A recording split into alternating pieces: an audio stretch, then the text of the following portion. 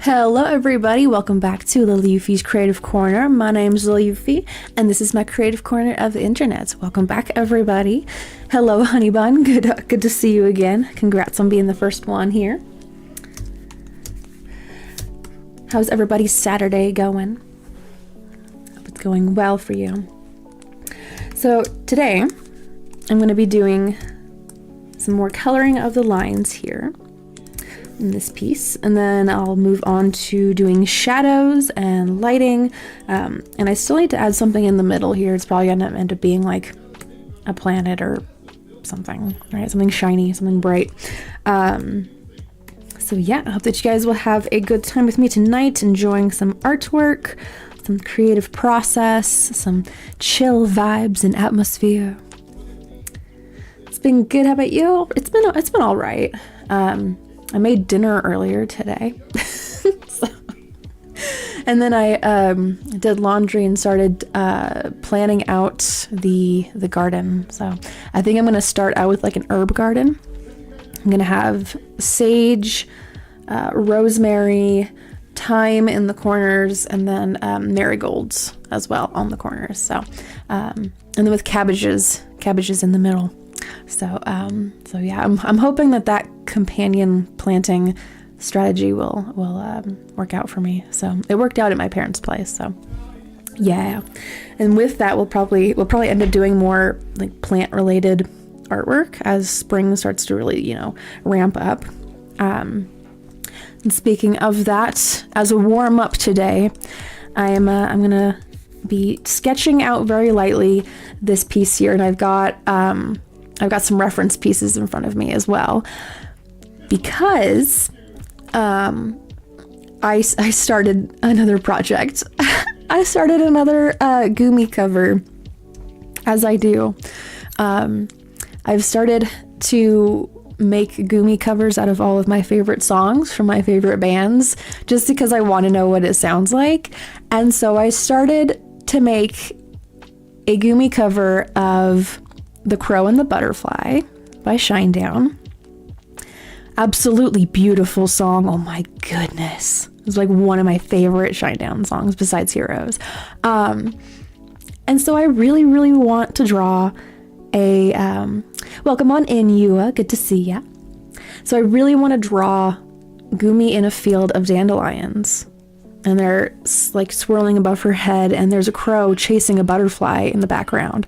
I just think that would be really pretty. So yeah, I hope that you guys will join me tonight as I'm doing this warm-up sketch, and then eventually moving back over to this behemoth of a piece with its 100+ layers.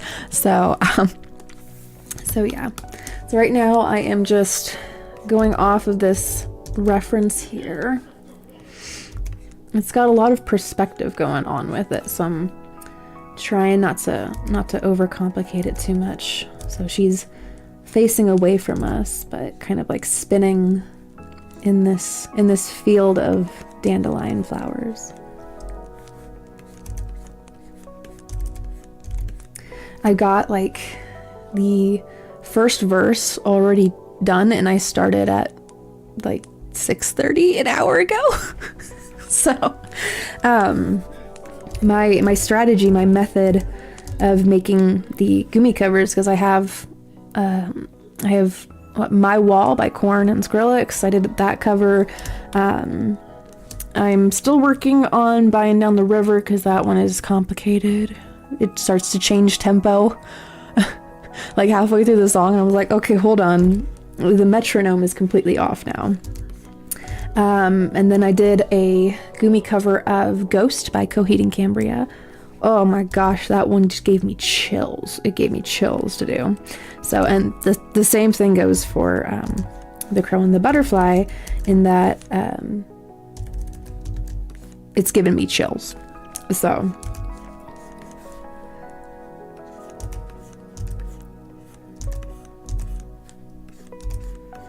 I'm kind of just like sketching out the skeleton structure of this. Very basic shapes and proportions.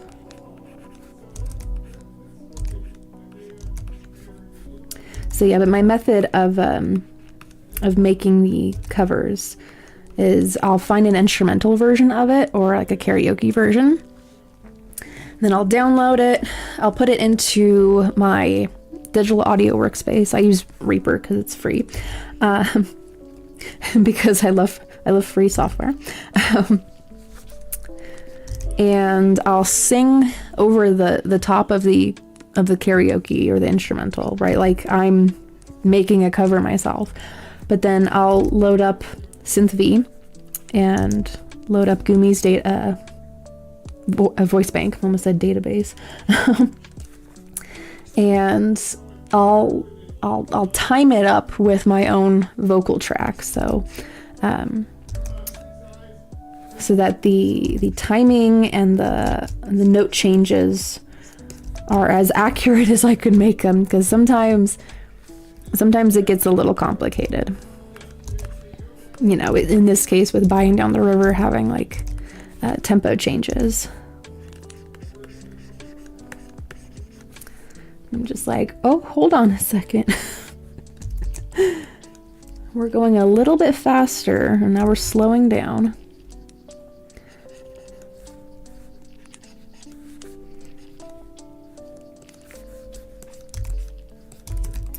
So yeah, I don't know. I wanted to draw something like spring, summer-y with Gumi in it that is correlated to the song. And this song, with, you know, it being Crow and the Butterfly, I've loved that song since middle school. I have been trying to do something with it outside of itself. So like in middle school, I was in computers class, and we all had like a bunch of, you know, there were a bunch of iMacs, you know, in rows, and we're all learning how to either do animation or like game coding. Good grief, code. Game coding, or like learning how to use like iMovie, or, you know, like silly things like that. And my animation that I had made, it ended up being like a really simple, like these two hikers are on a cliff, and like one of them falls off, or like they're playing with a ball, and like the ball falls off the cliff, and there's a dude that's like climbing the cliff face, and he sees this ball falling, and he kind of like shrugs his shoulders and keeps on climbing up. So it was really simple. It was a really like stick figure animation. But the initial animation that I was trying to make was a full-length animation for Crow and the Butterfly, so which I ultimately I gave up on it, because it was like, okay, this is becoming a little too complex for my middle schooler brain to handle, and my middle schooler timeline, because I had homework to do, I had, you know, chores at home to do, like there was a lot of things that had gotten in the way of it. And so to start a version of Crow and the Butterfly that uses Gumi, like, I don't know, it's like another one of those, you know, pieces of my past that are like finally coming to fruition. So to pair it with a very warm, very, you know, it's like warm, but it's also really powerful, because that's how I would describe that song. The crescendo when it starts to build up in dynamics, it's such a beautiful song too. So I've always wanted to hear what like a version would sound like with a Vocaloid, or in this case a SynthV voice bank, of like what that would sound like. So I've got the first verse down. Right after, you know, Man, I'm Getting Older, you know, right before, like, you know, I took all your pictures off the wall and put them in a newspaper blanket, like, you know, it's getting there. But when I get to the chorus, man, that's gonna be beautiful. I can't wait for you guys to hear it, because I was originally gonna play it, that, you know, the initial first verse that I have, programmed in, but like Streamlabs won't let me transfer the audio from Reaper into Streamlabs. So Vector AMV, welcome on in. Really nighttime over here. Oh gosh, yeah, absolutely, absolutely. Yeah, it does get quite late over in the Eastern time zone. So at any point you gotta go, it's all right, because I understand it gets late. I mean, it'll get late for me too, because I go until midnight. And then Wolf and I have some gaming hopefully planned out later on.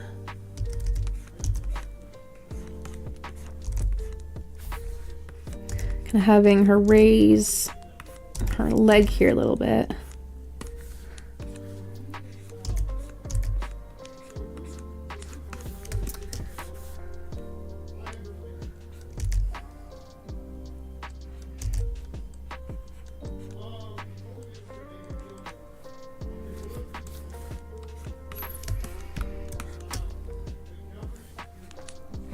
Hello, Sun Honey. Welcome on back.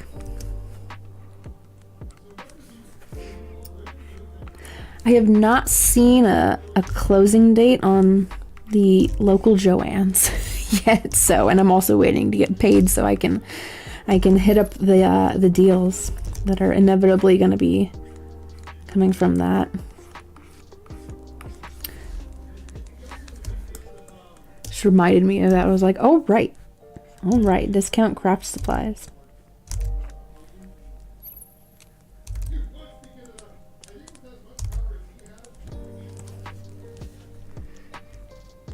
Indeed, if you enjoy the creative process and watching me make artwork here, if you like the relaxing atmosphere at all, please like, share, and subscribe.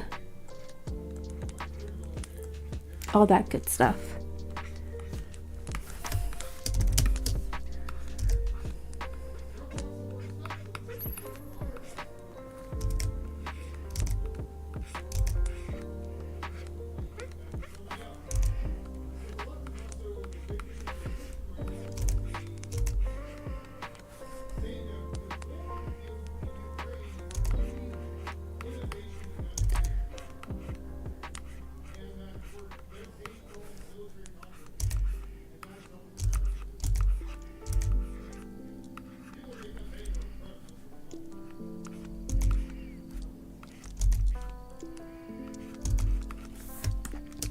I think I'll put her in like a sundress.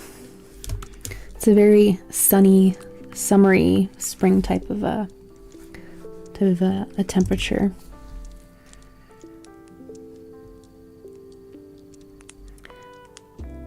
Is there a cake involved? I mean, I drew a whole bunch of cakes during my my birthday stream, where I drew a birthday cake with a 29 or a 28 on it, because I'm 28 years old now. And then in the background, there's 2 more tables with a 29 and a 30. And I drew myself going like, oh, wait a second. Hold on. Like, can we slow down? So yeah, that's archived somewhere in my live streams section of my playlist of my channel. Welcome on back, Christus. Good to see you again. I stopped by Joanne's tomorrow to take a peek last time I was there. Oh, a 3D bee pillow. Oh, that's cute. My best friend's super into bumblebees right now.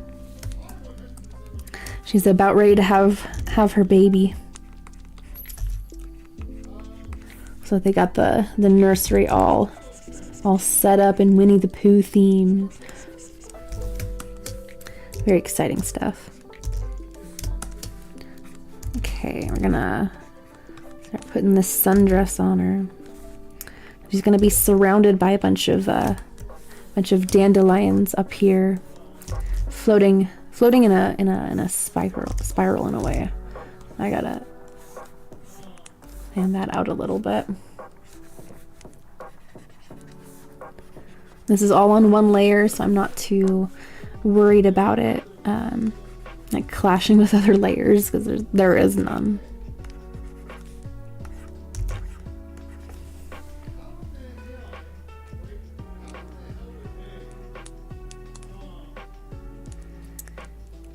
Oh, thank you. On March 9th, it's going to be daylight savings. Oh my goodness. We're going to lose an hour. I really wish that they would just kind of like go away with that. Because it's just kind of an annoyance now. Like, I get wasn't it for like farmers to be able to start earlier in the day, and then, you know, as it goes into like spring and summertime. Hello, Jonathan Miller, welcome on back. That they have like more time in the morning to farm.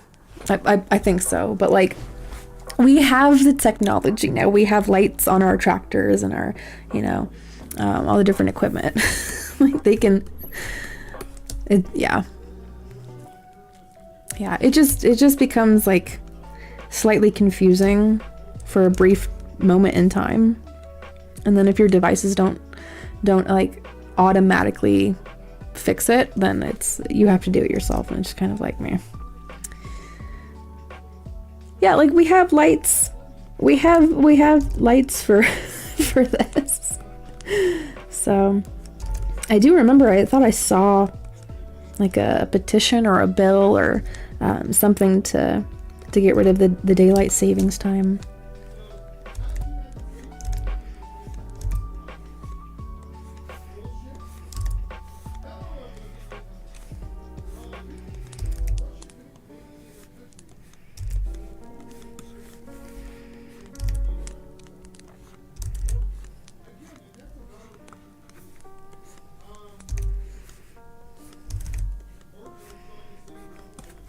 Trying to get a nice silhouette in there for dress.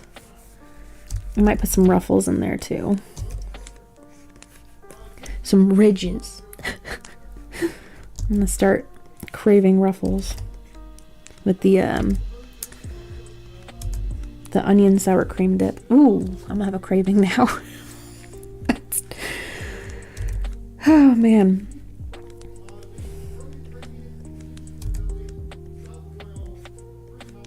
I do this to myself.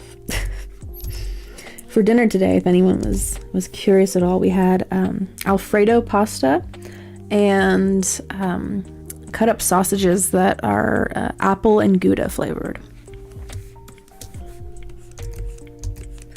So it was pretty tasty. See LED lights on tractor, little lights about, yeah, right. It's like a football field. Yeah. Yeah, it seems a little obsolete, the daylight savings times.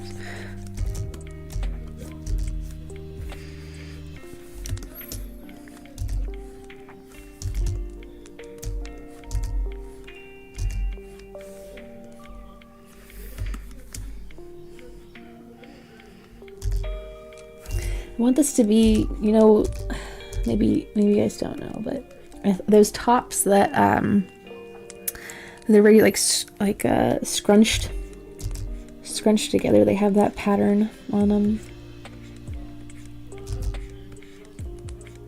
There's a lot of elastic, I'm assuming, in those kind of textures.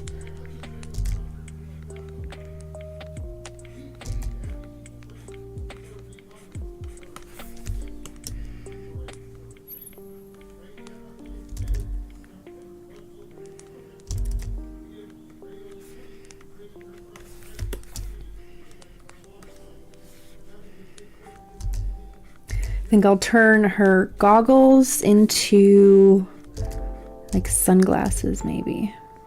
I'll try my best to put sunglasses on her. Maybe we'll just have it to where her hair is just doesn't have any accessories on them, depending on how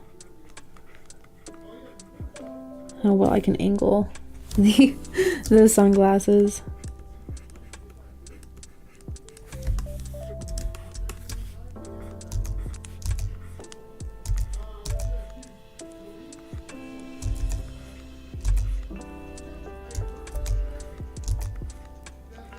This little middle part here.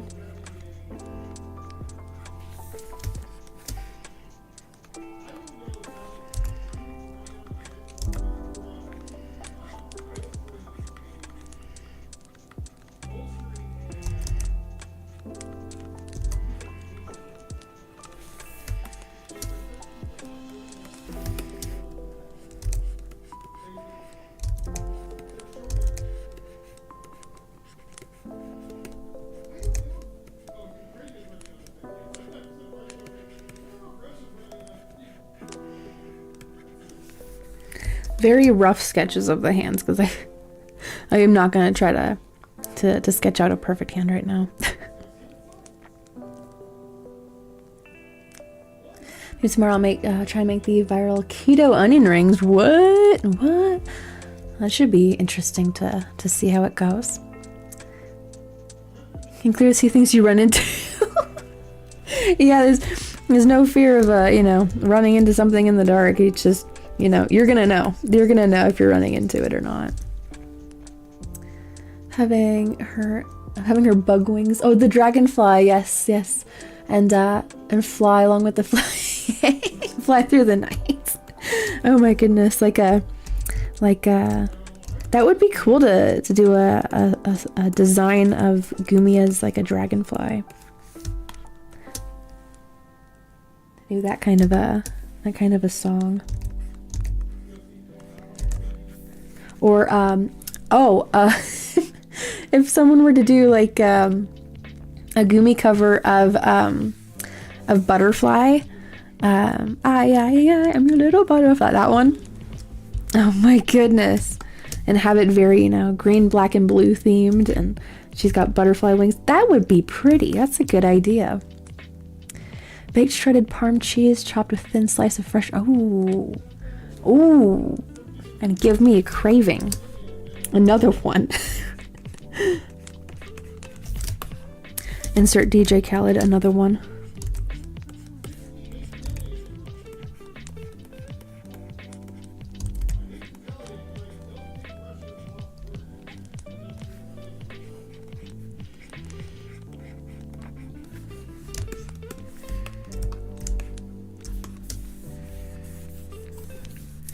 Have one of the dandelions here on the side, getting kind of swept away.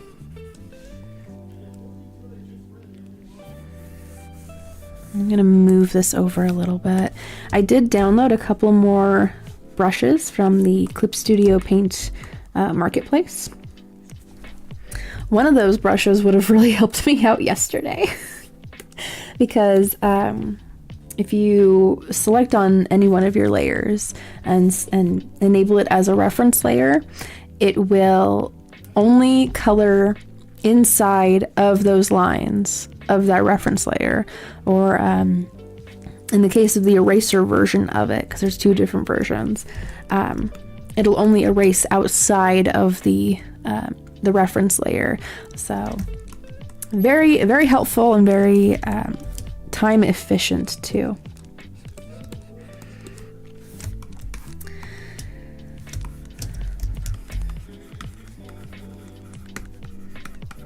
I'll lighten this up a bit, get a better understanding of it. And the reference, there is a lot of little stray flowers, giving the illusion that the camera is like kind of inside of the field.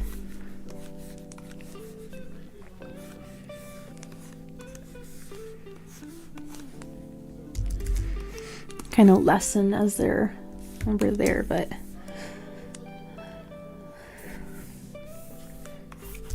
ones over here are a lot taller. Just doing these little squiggly marks to signify some dandelion puffs, maybe some flowers.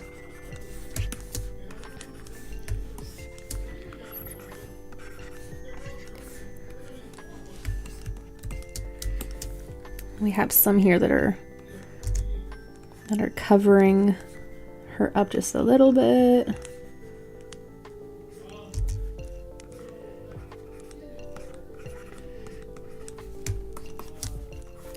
So the ones on the right are going to be closer to the camera, to us, the viewer, and then over here, because it's kind of going away.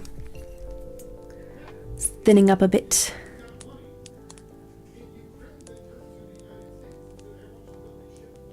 So I can share music here, but I don't want your channel to be shut down by the song 10,000 Dragonflies. Ooh, I mean, like, I can write it down and listen to it later. Because, yeah, it will, the copyright system will be like, I know that song, and it don't belong to you. So, oh, Fireflies by Owl City. Yes, I've heard that one. I've heard that one for sure. And I'm pretty sure that there's a Miku cover of it out there. I don't know if it's any good, though, because sometimes the timing is a little off and the tuning is a bit warbly, which is why I love Synthfee a lot more than the Vocaloid program.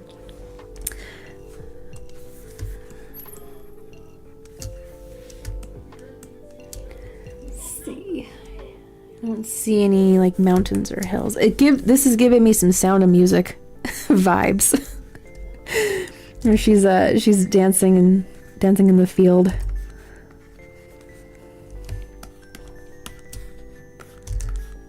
Oh, I wonder if anyone's done a Vocaloid cover of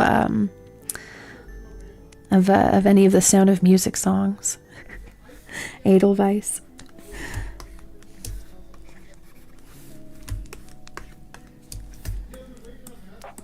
The hills are alive with the sound of music.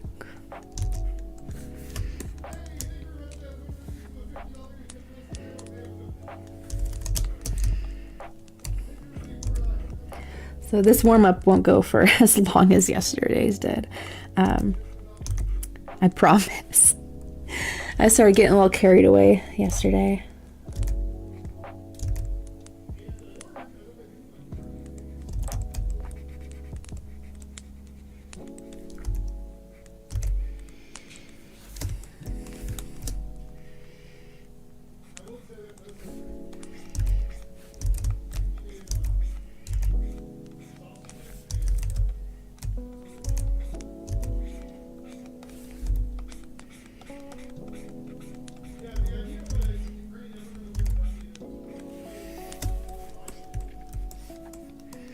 And then somewhere, maybe over here, I'll have a butterfly somewhere in the background.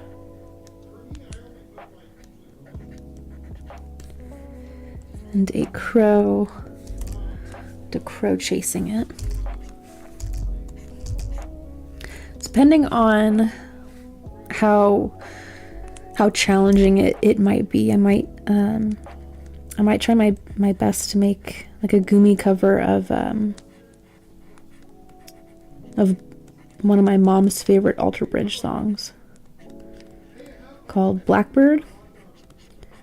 She wants to get a tattoo about it one day.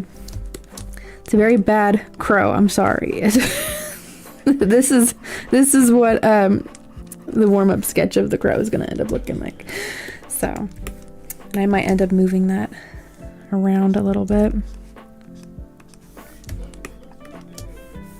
But yeah, so crow chasing the butterfly, dandelions lost in the summer sky.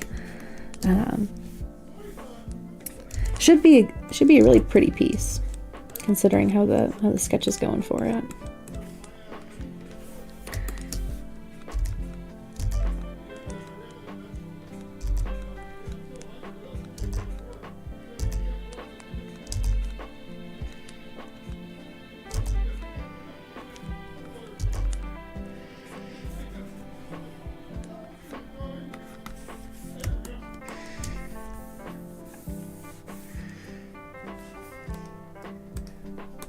I'm just gonna put a little tinge of color so I know where things are gonna be at.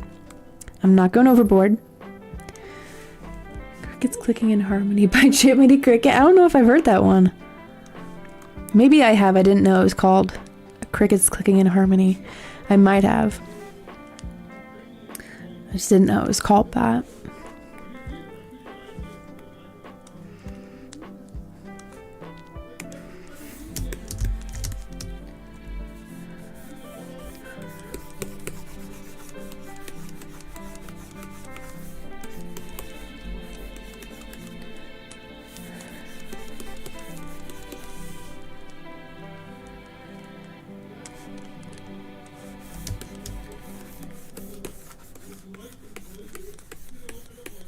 I can hear Wolf in the background.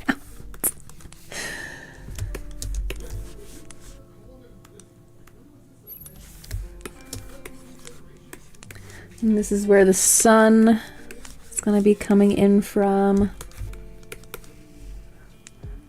Spitballing by imaginations alone. Oh, okay, gotcha. Yeah, it would be, I'd be like, okay, let's hear this.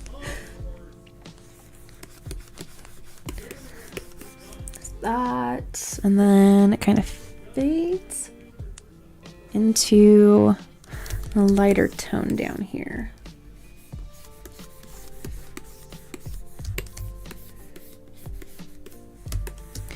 Okay, let's do some meshing together.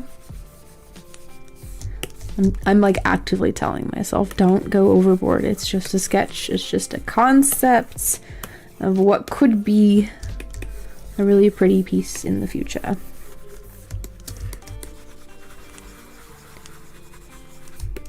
Because tonight I need to finish the coloring of the lines on the 600 subscriber special. And then I need to do some shading and lighting on it too. So that's why I started an hour early. So I have some more time to work on that. But that dang Shinedown cover, it like I got like mildly obsessed with finishing it very quickly. I was like, I got the first verse down. I really need to hear this chorus. Like, oh my goodness. It's so powerful. Like it's just, I want to know what it sounds like for Gumi to sing the cover.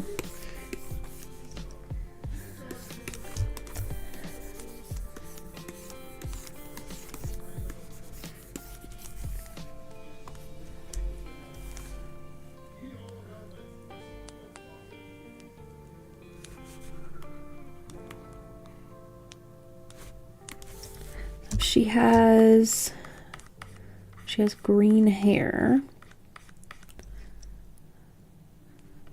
I wonder what kind of a sundress I should put her in.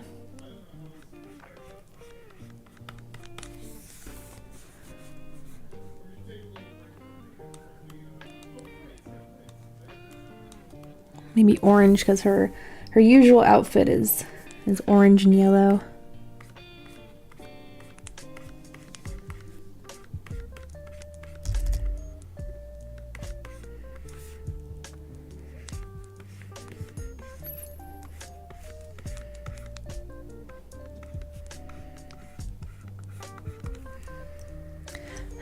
It's okay if asking you a question. How would you feel if you ever want to be a director of your own movie and be a hire by $1 million company? Oh, Disney. I would feel probably very overwhelmed very quickly, but then I would definitely take it in a way of like, okay, this is a like massive responsibility and opportunity as well. So I better not mess this up. But I would start building up a story that doesn't like directly take inspiration from, you know, from previous movies, or do like any kind of like live action remake. Like I'm not a fan of any of those. I would definitely push for it to be the original like 2D animation style that the Disney had. Their last 2D animation movie being like Princess and the Frog, like that kind of a 2D style. I grew up on that. The Renaissance Disney movies, classic Disney movies, that kind of stuff. So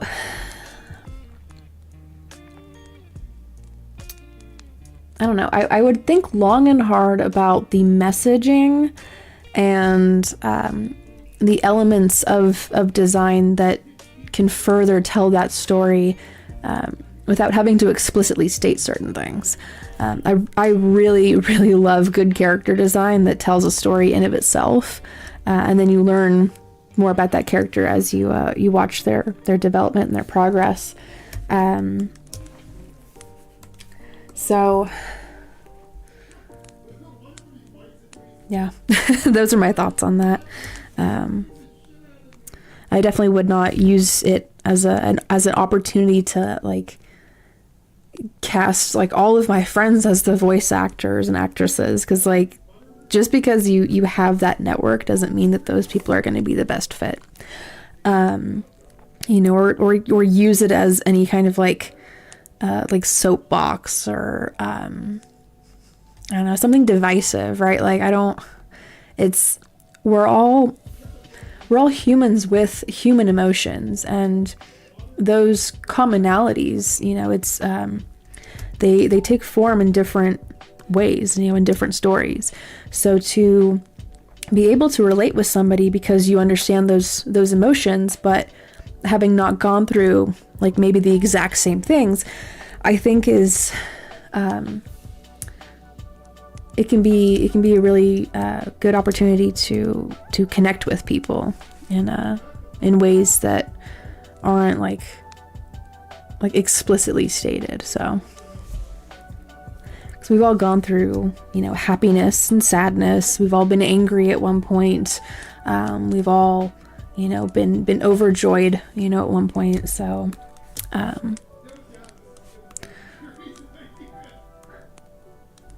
there's certain things that, you know, are just universal truths. So that's how I feel about that. The current day Disney, I feel, is like very like, let's recycle stuff that we've already done because it's, you know, low risk, potentially some kind of reward, you know. But it's very much like quantity over quality.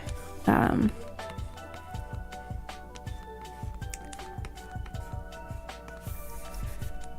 don't know. I feel like there's a lot of original stories out there that, you know, in concepts that haven't been explored yet because, you know, they're made by either like a smaller studio or like an individual person. That's how I feel about like a lot of Vocaloid songs. You know, like the classics and stuff. There's so many out there because so many people have stories that they want to tell, you know. It's a lot of the reason why I want to eventually someday at the anime convention that Wolf and I go to every year, I would love to have a panel about those artists that, you know, there's a lot of them that aren't alive anymore because of the really large tsunami in Japan that happened. You know, to translate these Japanese songs into English, because, you know, a large majority of the attendees at the anime convention, they don't speak fluent Japanese, and so a lot of the stories from these Japanese artists are kind of lost in translation. And so, you know, we're all listening to you know, Senbon Zakura, and you have no idea what it's about, you know, that it's anti-war. And, you know, unless you have like the subtitles, right? Or like Tell Your World. You know, I find Tell Your World to be a profoundly beautiful song, but so many people don't understand its meaning. So hopefully for this next Vocaloid show that we do, there's going to be more English songs. So, but yeah. But 2D inspiration, really ear on sense of the message to all of girls. Yeah, right. It's very much being like touching on those bases of humanity that are universal and very relatable. So, no, absolutely. It's always a team effort. You know, to expect that one person can do it all is a little silly. And, you know, it's in some rare cases it works, you know, like with with Toby Fox and oh, who is the guy that made the Five Nights at Freddy's game? Scott Cawthon. So, but even then, like, I believe it was Scott Cawthon that had like his sons help him out with testing the game and think adding different like design elements to it. Maybe, I don't know. I might be wrong about that part.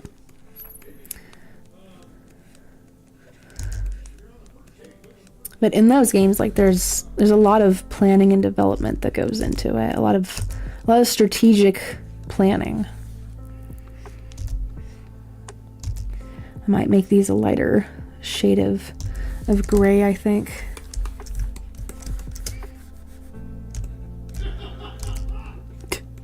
Something's funny over on Wolf's show.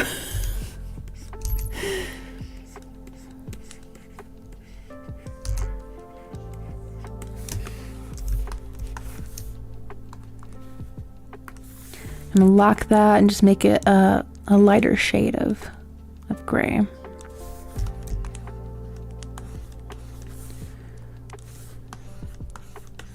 There we go. Hello, Banana. Welcome on in.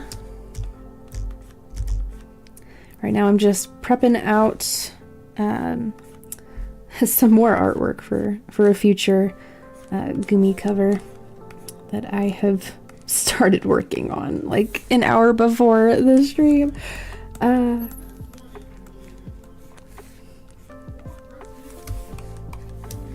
Okay, this is where I'm gonna leave this warm-up piece here, but I'm gonna put a little title over it so it's not too confusing.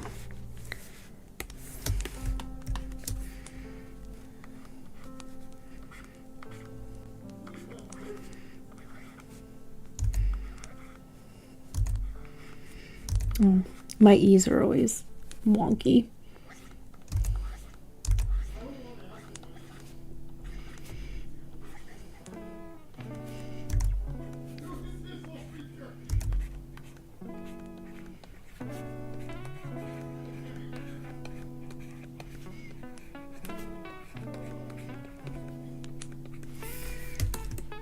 Okay, so this is where I'm going to leave this one for now until I pick it back up eventually.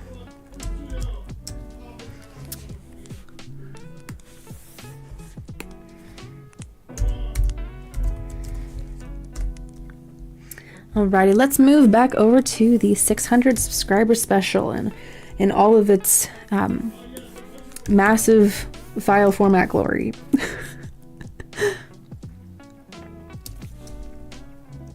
There is one person that made a movie by himself that took a really long time, of a smooth animation called The Thief and the Cobbler. I think I have seen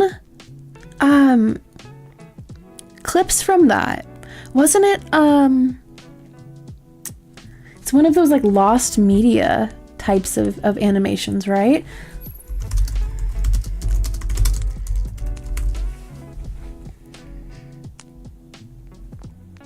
Yes, produced between 1965 and 1993. Yes, I have seen clips of this, absolutely. Yup. That is crazy, like, lore and history on it. Somewhere in the recesses of my memory, I was like, why does that sound familiar? Alright, Neon Cat, your lines are being colored.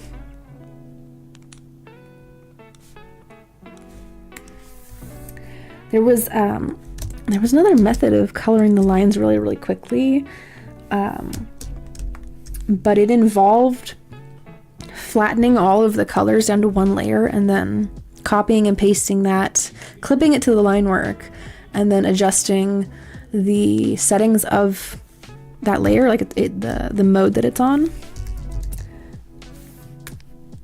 And I was like, I mean, I understand, but I don't agree.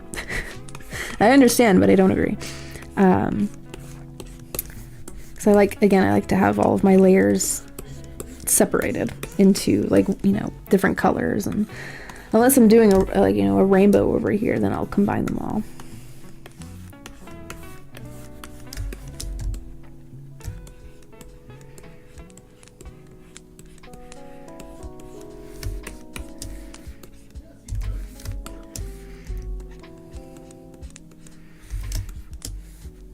Well, he needs a little nose.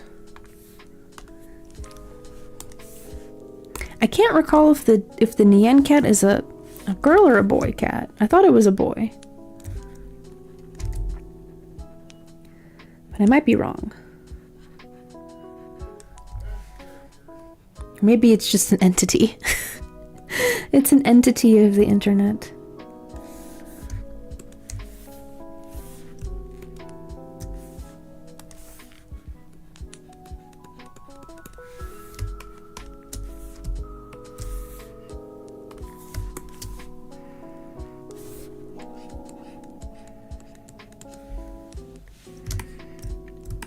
I think I'm gonna give this a different color.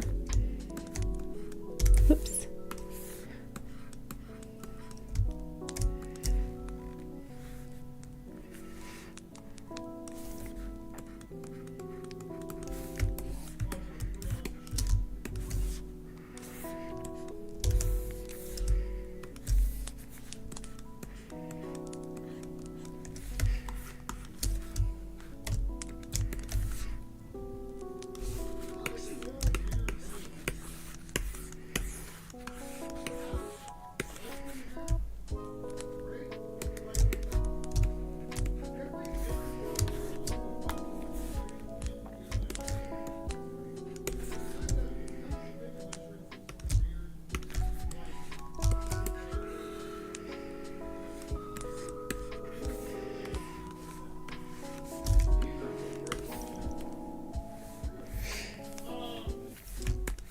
I'm gonna go over to the base layer, and I wonder if I can just use my auto select again.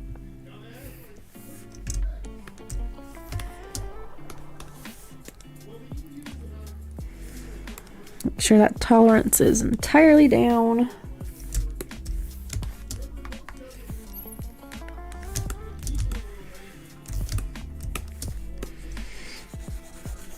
Whoa, hello. That is not what I want to do. Okay, let's see. No, I didn't get rid of much of that pixelation on the edges here.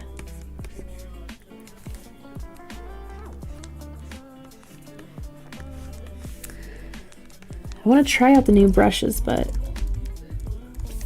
I don't want to waste too much time either if they end up not working.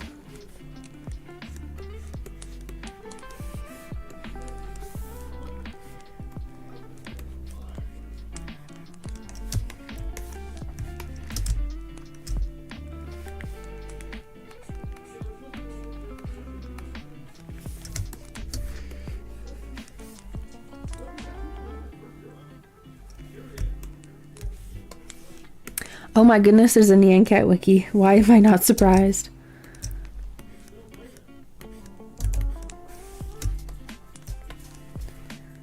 Whee! And we're going over to the UFO here because I've completed the line coloring for Nyan Cat over here.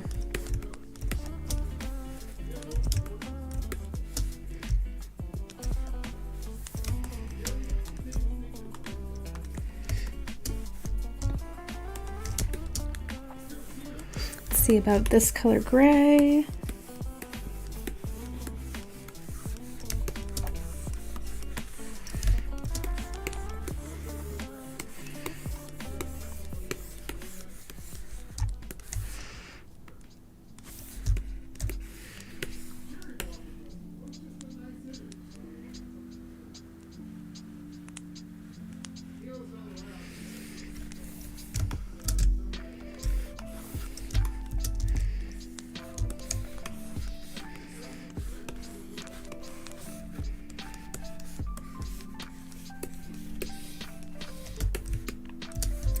Take this blue color. Maybe we'll make it a lighter blue for the dome.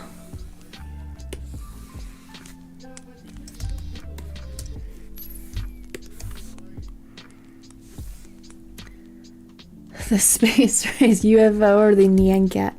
Well, regardless, if this UFO does not slow down, as you can see, this cat is like, wait a second. Hold on. They're gonna end up hitting this alien. The UFO is gonna hit the alien. It's gonna be a big splat.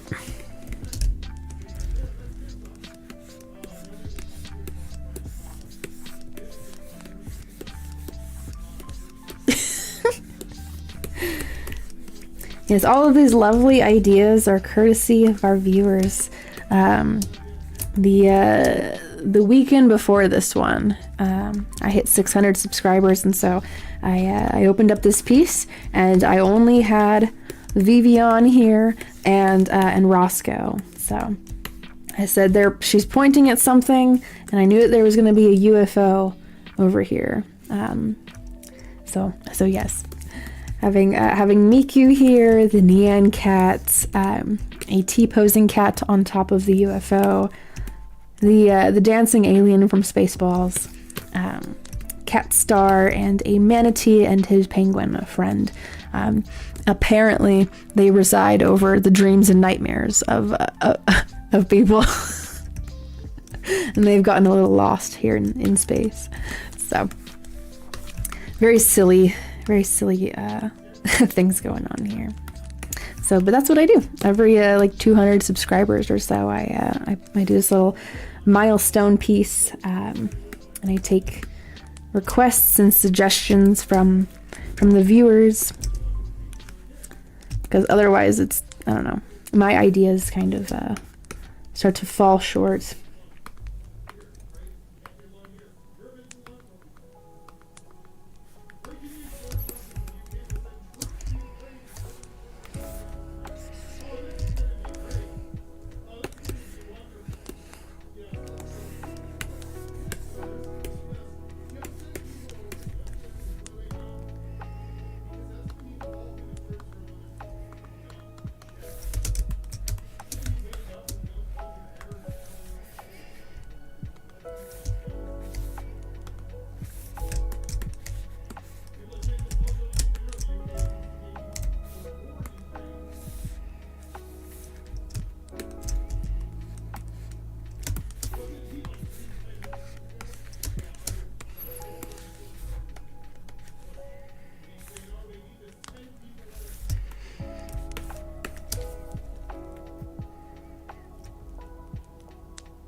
Thank you very much, Vector. Cypress Madness of Power. Bill Cypher. Did you know that Gravity Falls takes place in somewhere in Oregon here?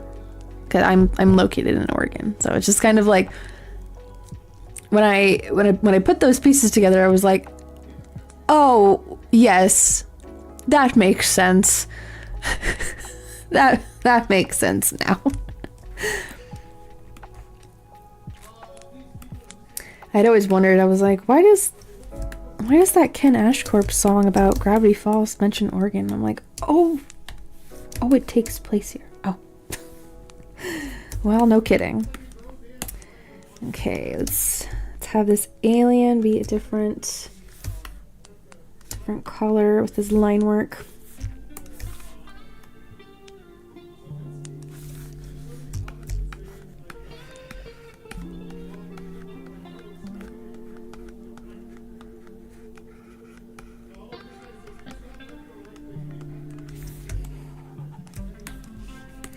Okay, we're gonna go over to the T-posing cat. Of course, it's orange because I don't know what other kind of cat would be T-posing on top of a UFO in space, besides an orange cat. So, yeah, Oregon's weird sometimes. Like, we got a whole bunch of Bigfoot sightings here. There's some interesting people that live in the northwest part of the state. We at one point had a gigantic beached whale that exploded, and pieces of whale were falling from the sky. Yeah. We have the Enchanted Forest here in Astoria. That one's I've been to a lot of amusement parks, and I've ridden a lot of roller coasters, and the Alpine bobsled roller coaster that they have there is more terrifying than any kind of like large scale, you know, super fast, super tall roller coaster that like Six Flags or like Cedar Point has, because of how rickety it is. There are like no restraints inside of the seats, because you're in like this little pod thing, and the tracks get so close to the trees it looks like you're gonna hit them at one point, a couple different points. Me and my dad had ridden on that, I don't know how many years ago. Like I was a teenager, because I think it was a long time ago. And he's the same thing, where it's like, you know, a lot of roller coasters, a lot of amusement parks and thrill rides. Never again. The Enchanted Forest is like, it's a little rundown. If you wanted to like throw a Renaissance fair there, it would do really well. But for it being like comparing it to other amusement parks, I'm just like, no.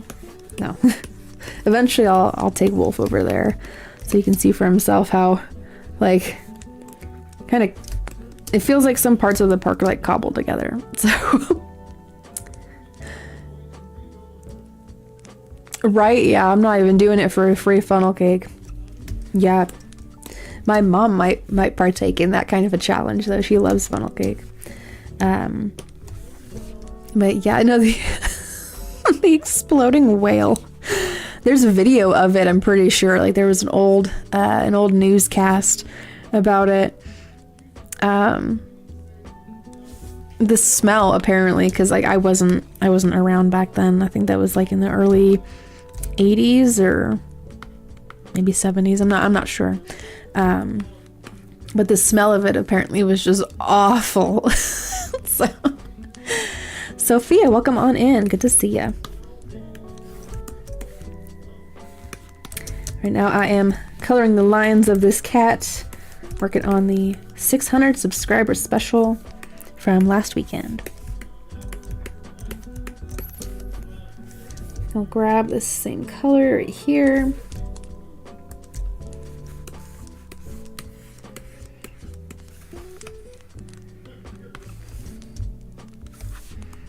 Make this one darker. It's basically just like Roscoe's helmet.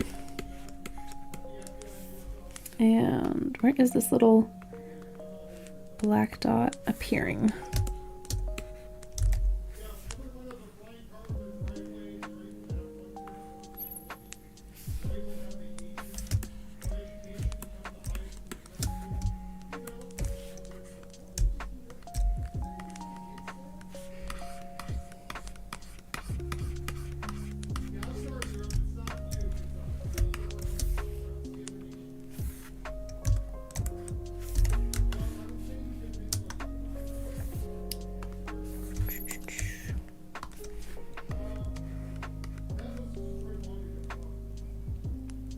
My ex and husband separated, and we talked to them. They got together. I talked with her husband, girlfriend, and they got back together again. Yes, I do. I do remember that that cluster of of a circumstance.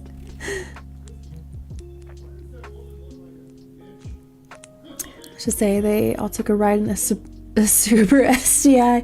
Oh boy. Well, if I'm interpreting that correctly, I I wish the best for them. It sounds like they have some issues to deal with. So maybe it was for the best to not get like all tangled up in that. It sounds like it gets a little messy, but again, maybe my interpretation of it is wrong. Very been on a ride that uses forces. It spins in a small UFO-like pod because it was the funnest experience with my life. Let me see. I'm trying to remember if I've ever been on those kind of a ride. Oh, that kind of a ride.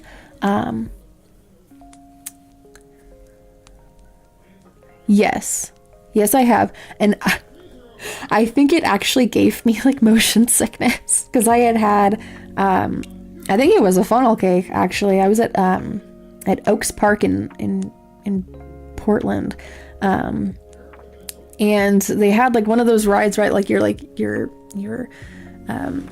leaning against the back of it, and it spins you around, and it like, you know, tilts upwards, and you know, and because of the force, you know, you're held onto that wall, you know, that you're leaning against.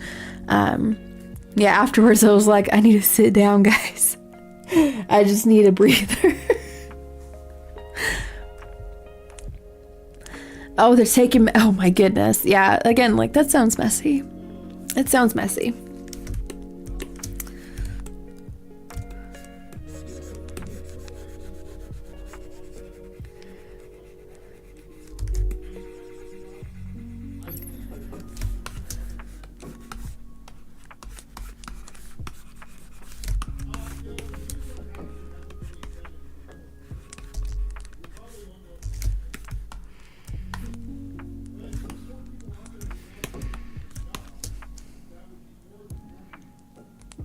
Oh, you're all good. I usually have good memories of amusement parks in my family. That was our last big family vacation that we took. We went to Florida, which is a long flight for us. More so than what I am usually like tolerable or tolerant of for flights.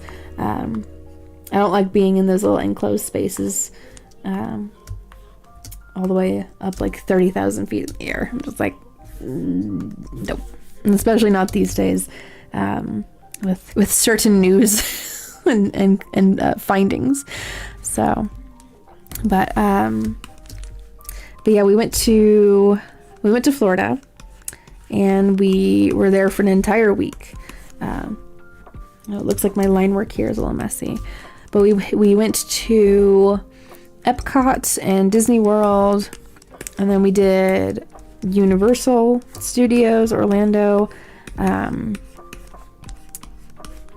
we did those parks, and Busch Gardens and SeaWorld. So it was a little a little much.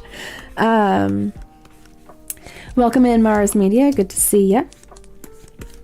Talking about the amusement parks and the roller coaster from Enchanted Forest that is more terrifying than anything from Cedar Point or Magic Mountain or anything. It's because it's so rickety.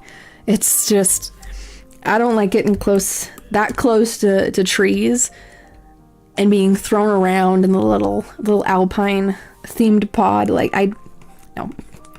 If they were to have a Renaissance fair there, okay, but it just looks a little ramshackled together for my taste. But yeah, so we went to Florida, and I honestly had the most fun at the Universal Park. Because like one of my favorite IPs is Jurassic Park, and so, man, the Velociraptor coaster, I didn't realize there were actually like so many raptor statues on there, like, because when you're on it, you're just flying by. But yeah, seeing a slow-mo recording of it was pretty dang cool.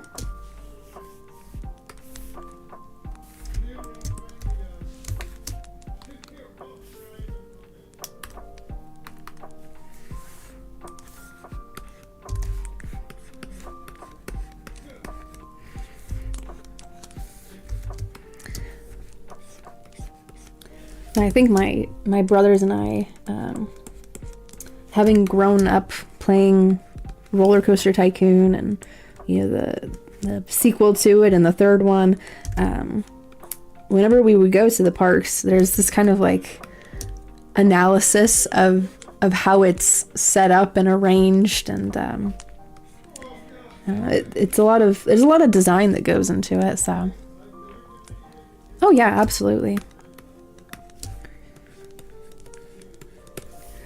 For it being one of our last, you know, family, big family vacations, you know, there was a lot packed in there, but it was a lot of good memories. I will say though, if you go to Disney World and sign up for the virtual queue stuff, be prepared to wake up at like 5 or 6 in the morning, because that you need to be there in the virtual queue in the app like as soon as things are available, because it will get packed and you're gonna be standing in line for hours for a 60-second ride. Sharon.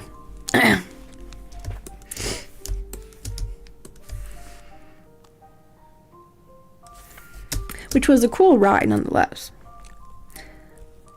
But I do wish they would have put like some more shade umbrellas and maybe a couple of fans to circulate the air, because it was a hot day. It was, I can't remember when we went, but it was like during the summer, I think. So, but yeah, again, like I always am doing an analysis of like how are things spread out? What does, you know, the food court area, you know, kind of look like? I watched a video. Hello, Sundrop. Welcome on back. I had watched a video on, what was it? It's a YouTube channel called Defunct Land, and I'll oftentimes like see their videos pop up in my algorithm, and I'll check them out, because, you know, if I visit a park and this particular ride has replaced a different ride, I enjoy learning about the history of those particular rides. I think it's cool. It boosts my appreciation. A raid, let me guess, from Wolf. Thank you, Wolf, for the raid.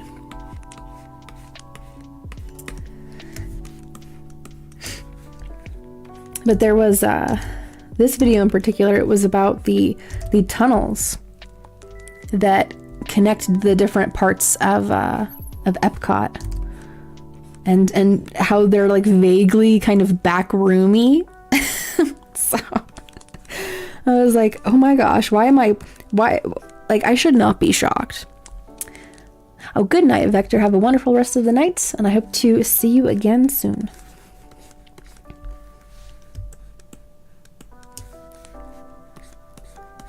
But yeah, like I should not be surprised whatsoever that yet another, you know, Disney park has tunnels that connect the different parts of them. So it was just because there's people that have taken pictures of those tunnels, and people that have like snuck into like closed down and abandoned parts of the like Wonders of Life pavilion. And yeah, because that was obviously closed when we went.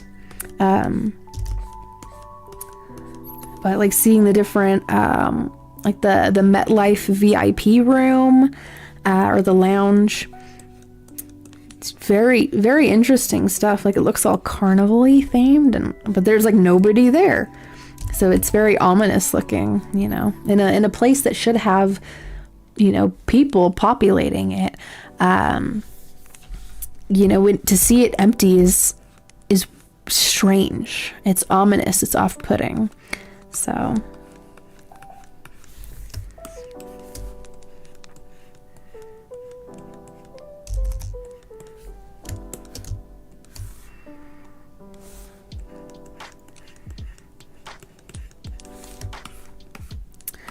Also, if you're coming in from Wolf's show, welcome on in.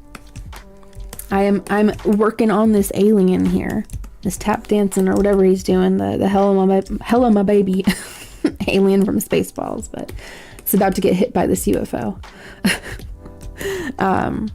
But yeah, so I'm working on my 600 subscriber special piece, and soon I'll be moving over to this cat star, which I swear one of these days I'm gonna make this into like an acrylic charm, make them in different colors and stuff. Yeah, that's an award-winning design right there, I think. I don't know what color the cane was, but I want to make it like a yellowish tan color, just so it stands out against this background.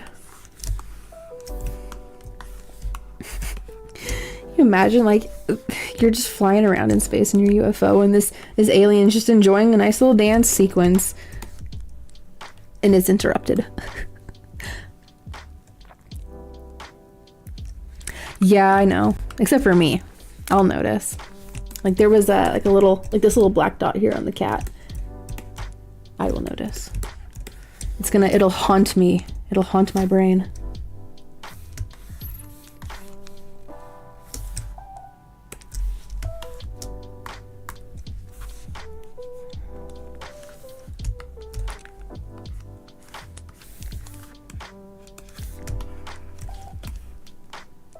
Okay, move over to the cat star.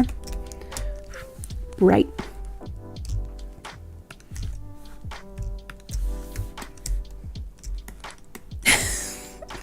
Secret tunnels, Hillary's cousin.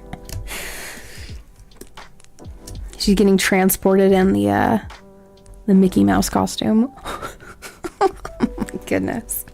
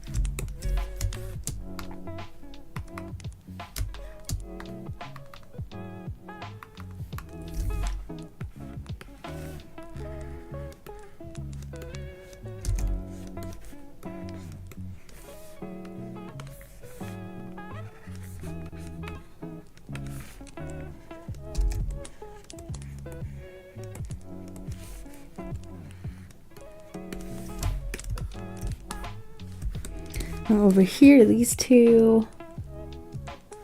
I'm gonna start with this.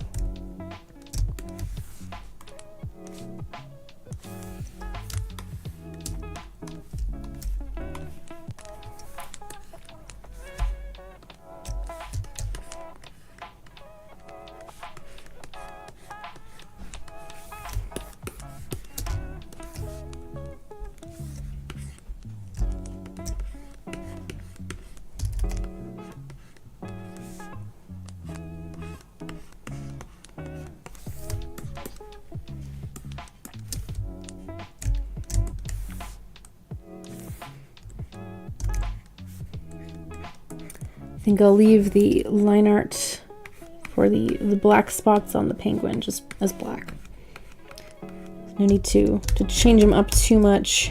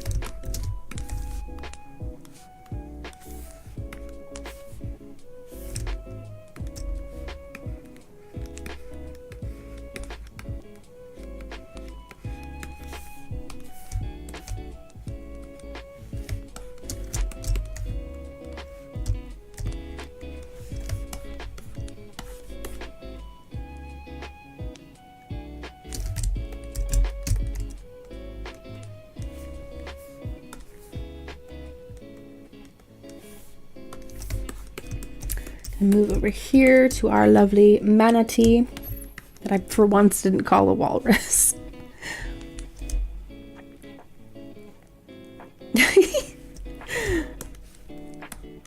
You know, I have the same wondering sometimes. Like, what would happen?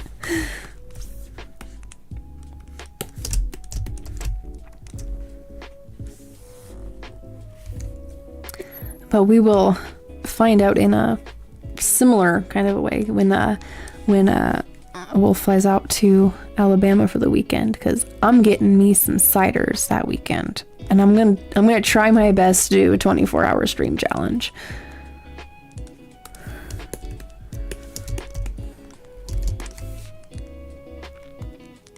So I'll do a lot of drawing that night or day.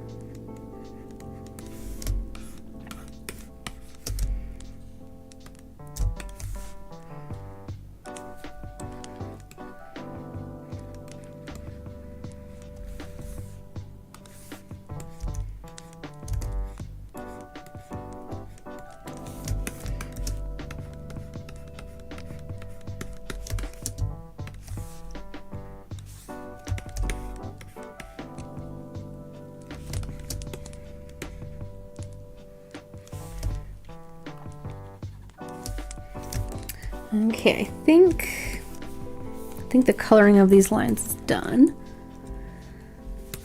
I'm gonna try to throw something in the middle here.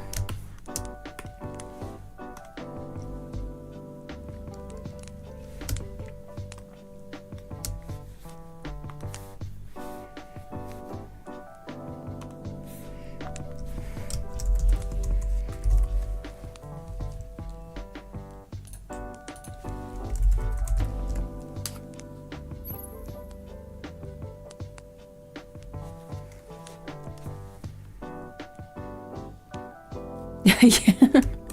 If Red Bulls didn't hurt me, I would entertain something like that. I'll probably just have like a lot of coffee.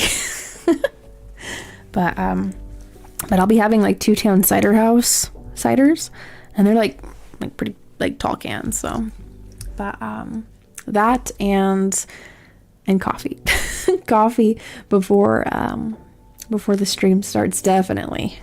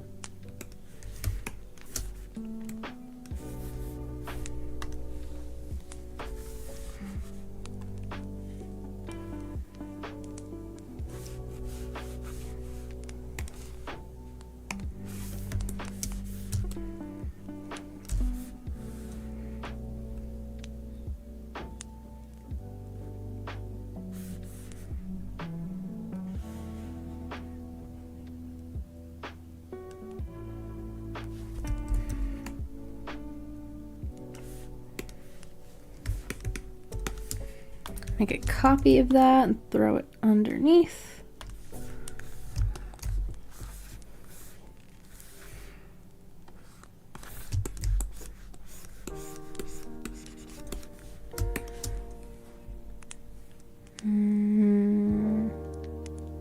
Okay.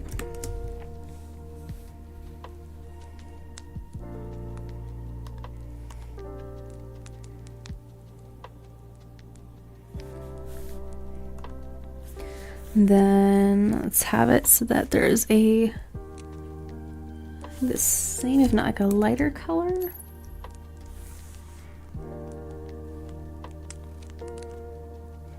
My coffee, water, and pot, then turn on the thumb 3 tablespoons of grinds and set for 5 minutes. You pour a 30-ounce cup. Oh, nice. Well, I have that. If that works for you, it works for you.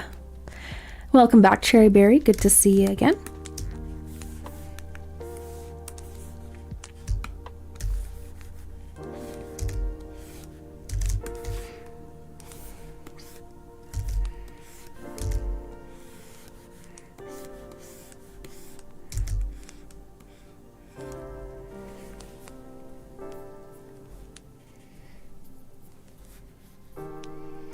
I think I'm going to try to do that on a different layer.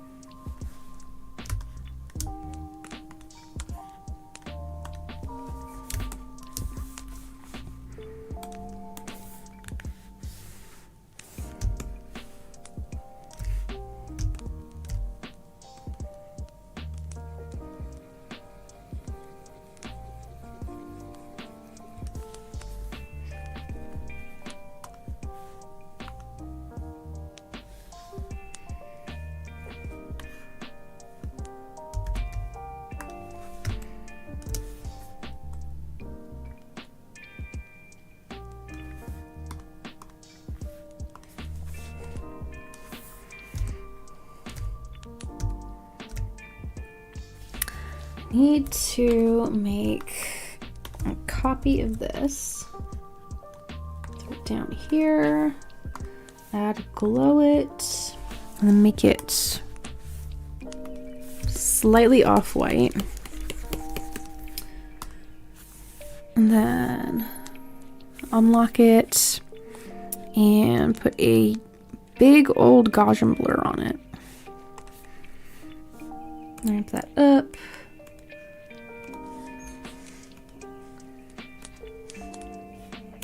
So I make a nice round glow around the planet there.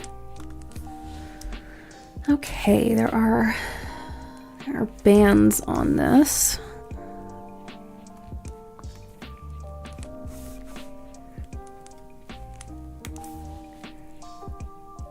I did not. How dare you? How dare you all?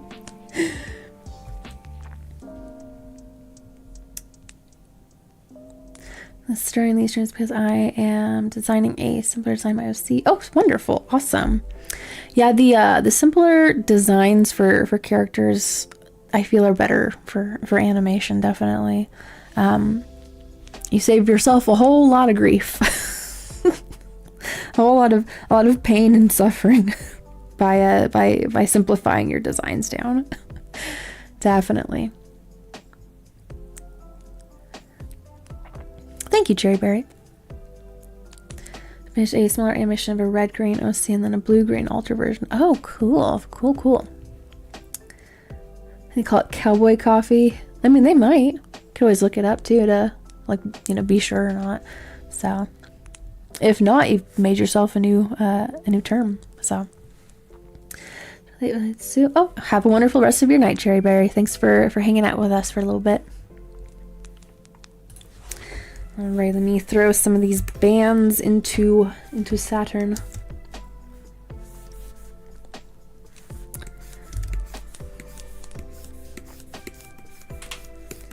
Very subtle, but that's why I'm using a reference. I was not one of those kids that was like obsessed with outer space. My thing was horses and dinosaurs.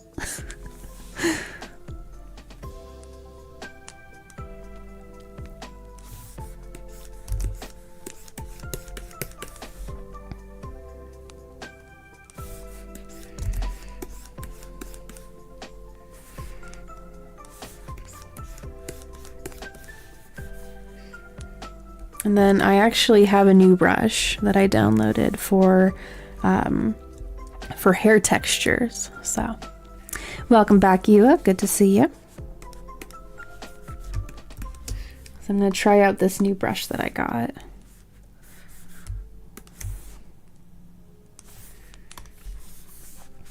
But first, I'm gonna add a little bit more yellow. It's like a really brightly saturated yellow. I saw an article earlier yesterday that had talked about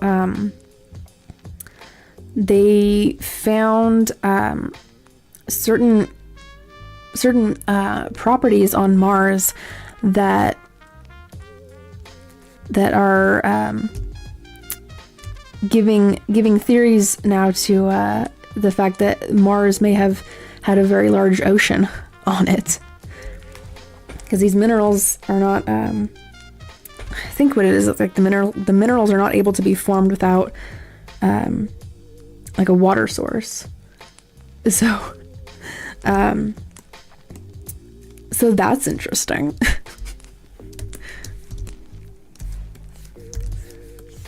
A lot of people are looking at Mars like, hey, yo, we're gonna colonize you. You had water on there.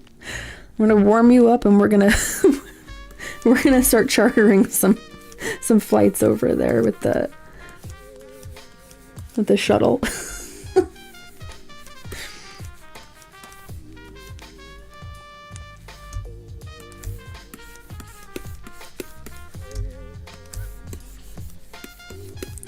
Okay, let me use this new brush I got.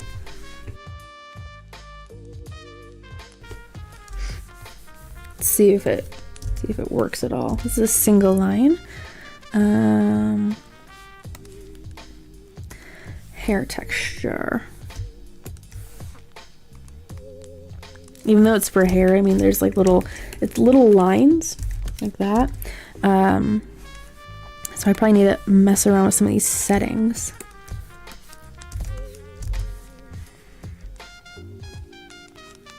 Thickness, stabilization. Let's lower the opacity to 50. And I'll probably have to blur them too.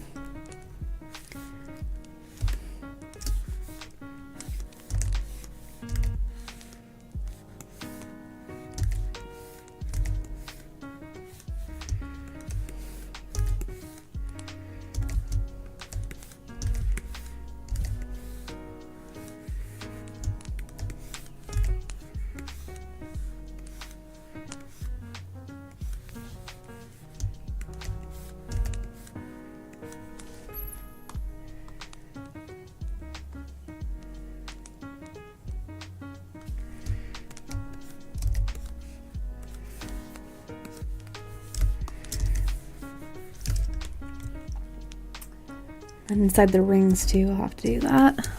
Put a filter on. Crease these around the edges.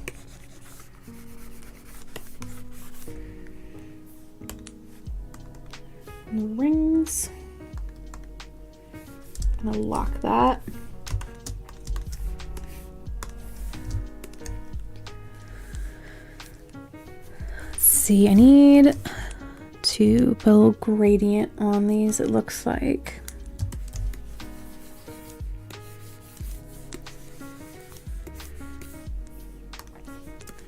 This one down here.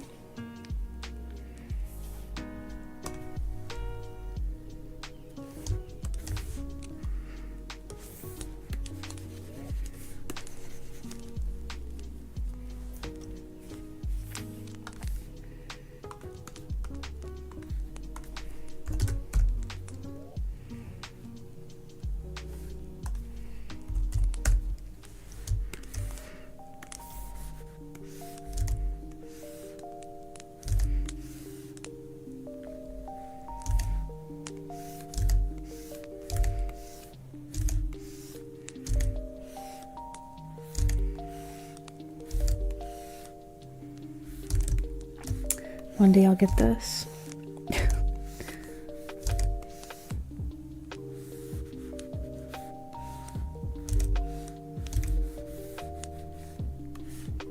I wonder if I should just do that front part. Kind of fade it out.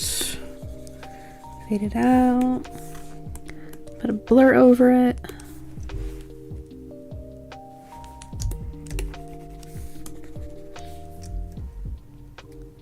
Welcome, Troy. Welcome into. Good to see you all again. Yes, yes, I have. Big ol' Saturn. Someone had said I should put Saturn in here earlier.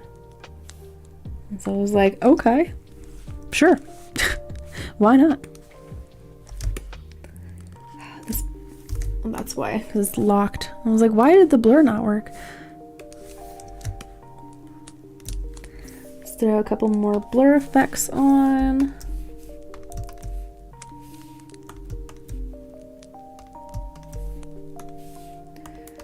Let's see, this one, this one, this one.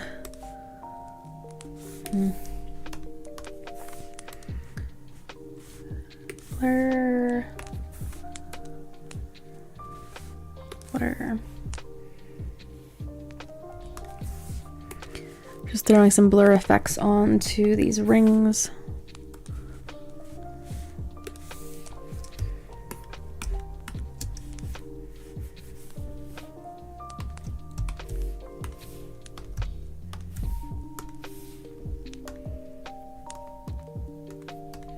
What's this one?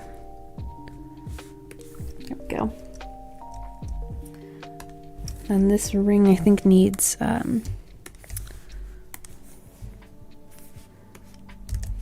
some more light into it.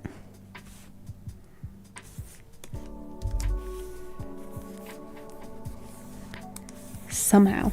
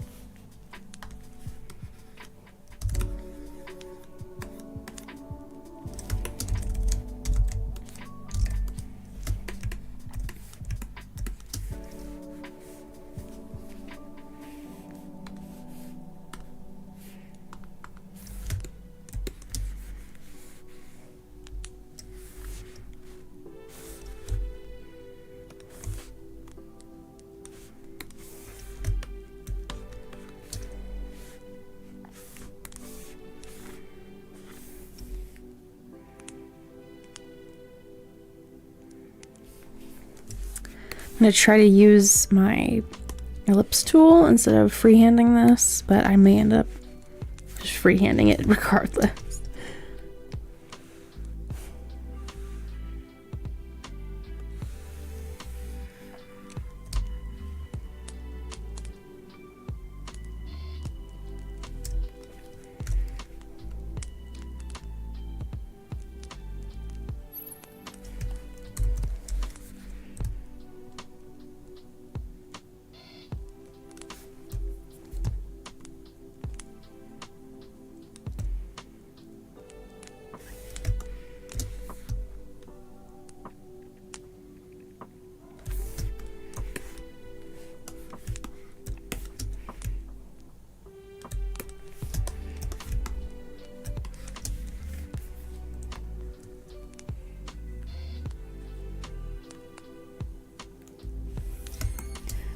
Okay, I think for the rings, I'm not going to be as lucky.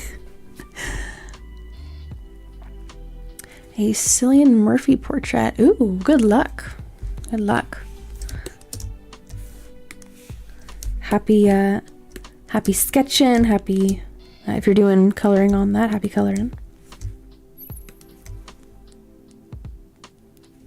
Yeah, it can be kind of tricky and demanding because light, if there are, you know, like shadows and lighting involved in it, they tend to bounce off of the angles of the face and the eyes in particular ways. There's like rules, kind of, for how light sources interact with realistic creatures, you know, in portraits. I've done my fair share of realism portraits from art class in high school that I'm just like, cartoons, please. I did a lot of still life paintings when I was in high school as well.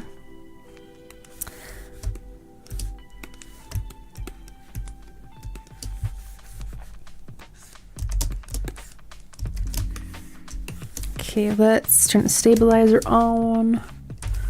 And I need a much darker color. Looks like.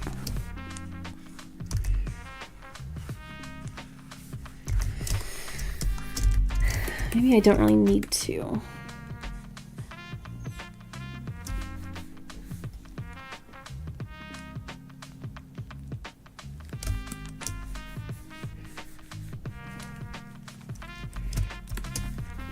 Perhaps, I don't know, I'm experimenting here with Saturn.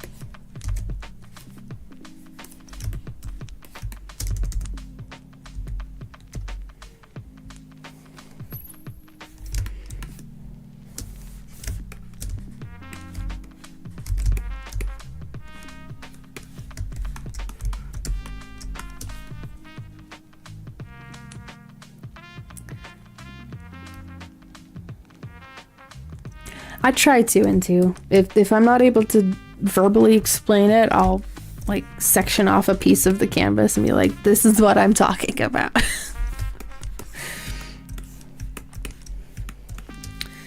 Okay.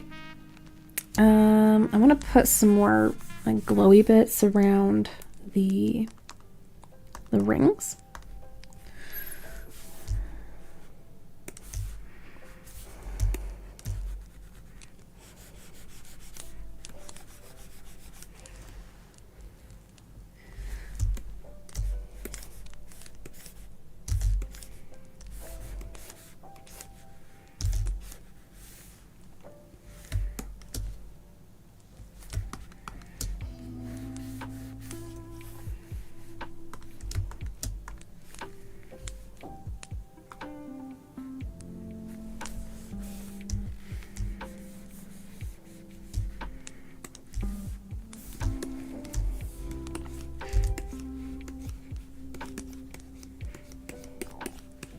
Kind of forcing it a little into the background.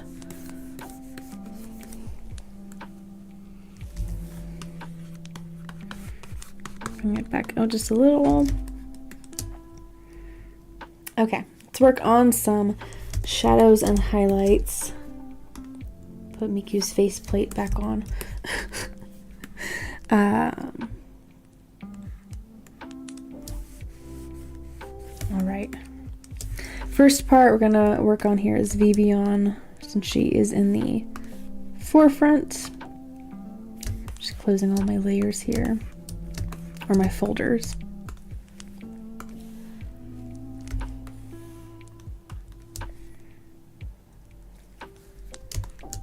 And line work, we're gonna move all of these into their own folder. Final pieces.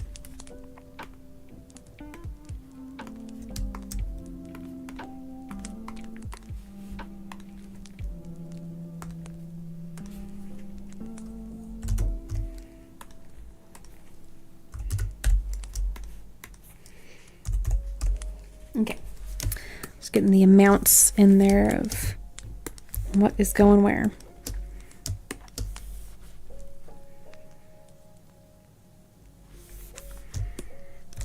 So there's something in this corner here. I'm not entirely sure what it is. Maybe it's another planet, or it's like an asteroid going by or something. I don't know. But it is emitting some light. It's emitting light over here, down here, and a little bit here on her boot.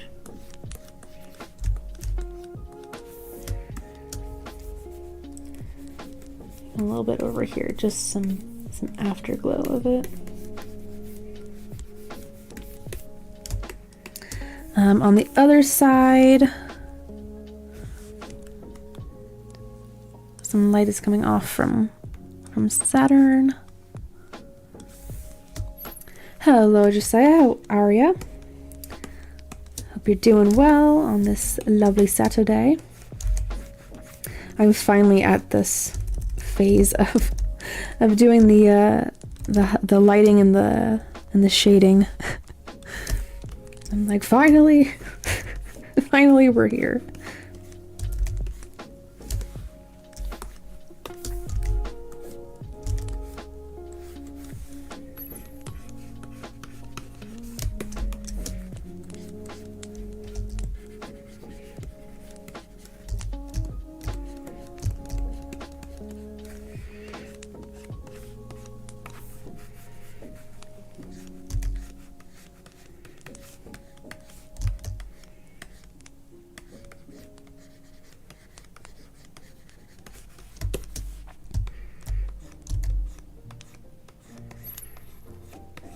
Some glow coming off of her face shield here.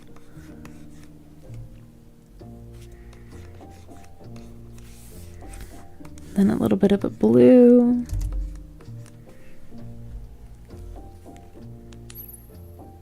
It could be a Tesla. Yeah, the light emanating from maybe like the interior or something. That'd be so silly.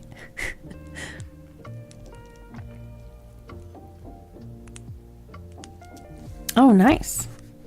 Well, enjoy your time over there. I know Wolf enjoys looking at those too, making commentary on them.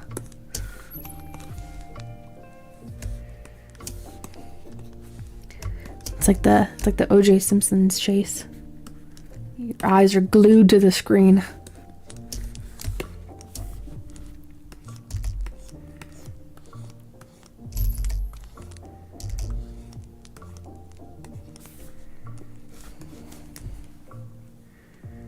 Alrighty, sounds good.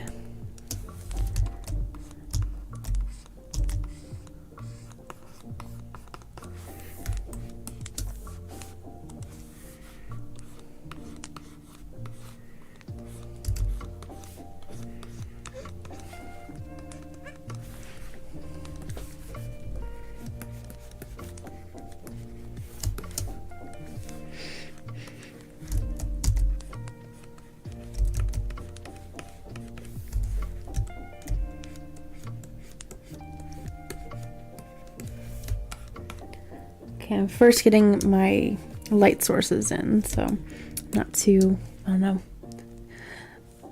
render confused. So, and then I get another one of these add glows in.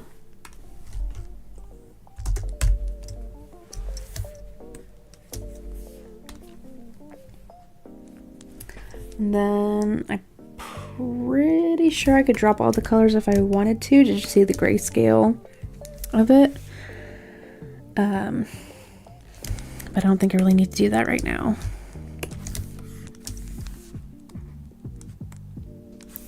There'll be a lot of blues for the shadows.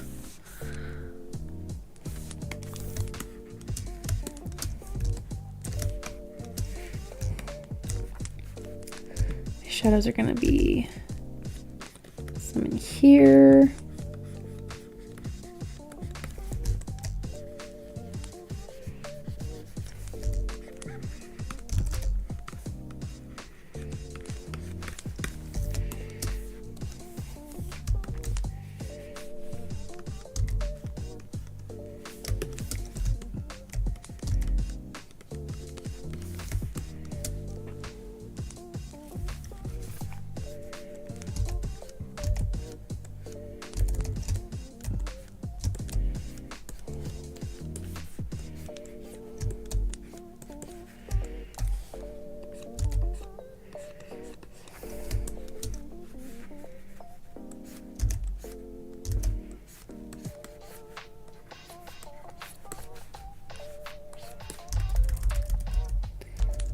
Might actually put more lighting on that side of her arm.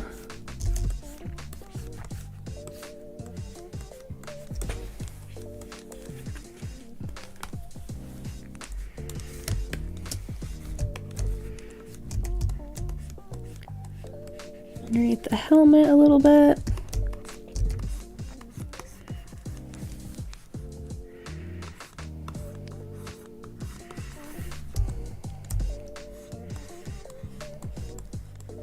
Definitely some inside of the helmet.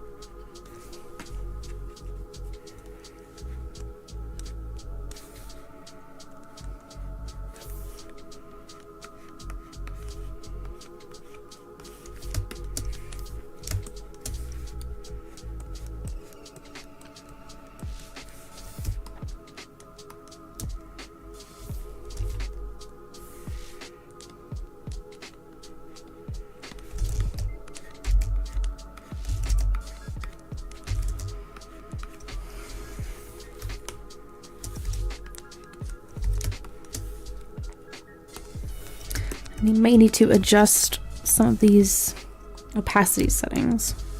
I'll deal with that when I come to it.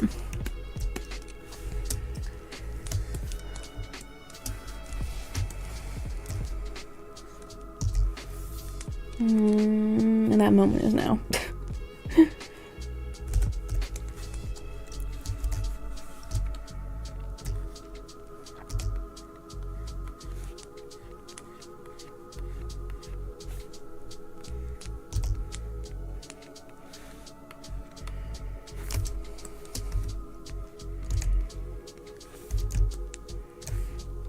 That is a back piece of the helmet.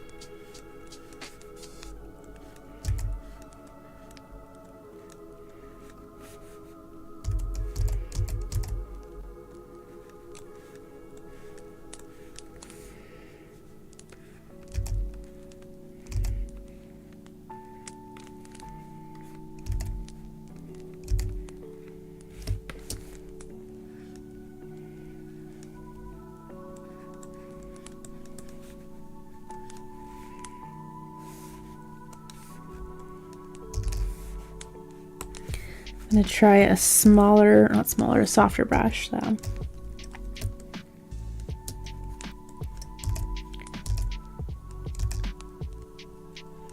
little less harsh on the eyes if it's softer.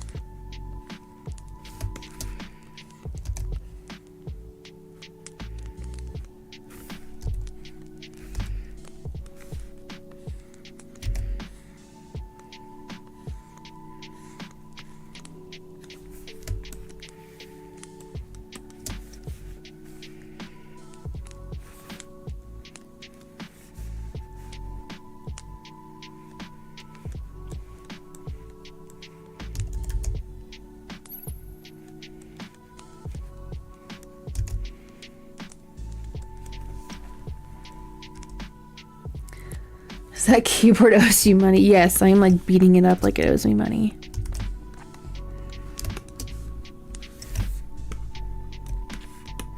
Pick it up and start smacking it against the tablet.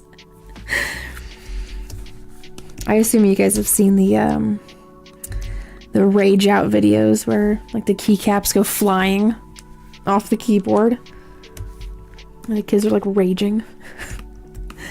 Like, calm down, it's just a game. It's just a game.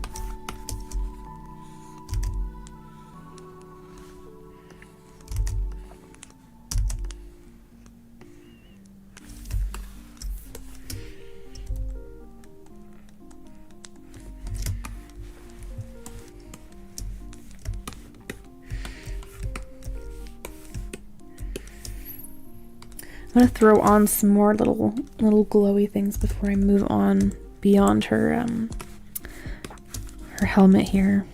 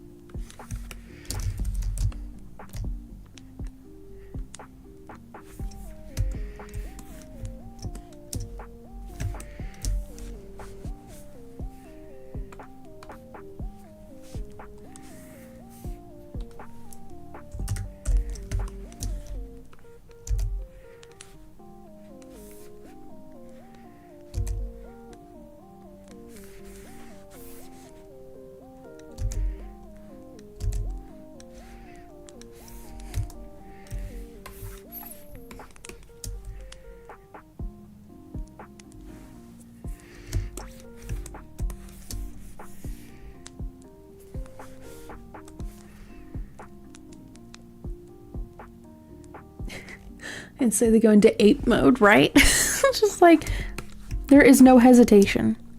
It's like they flip a switch. You're right, yeah.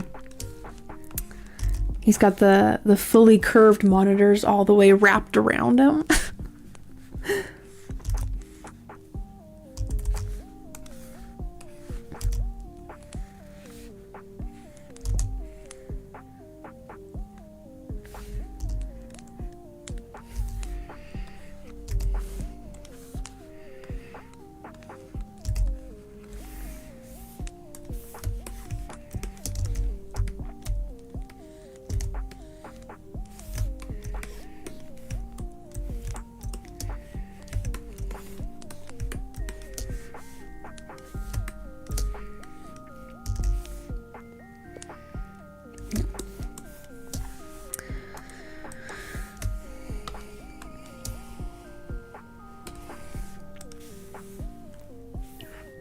I need to make for myself a layer over here to save the colors that I'm using right now.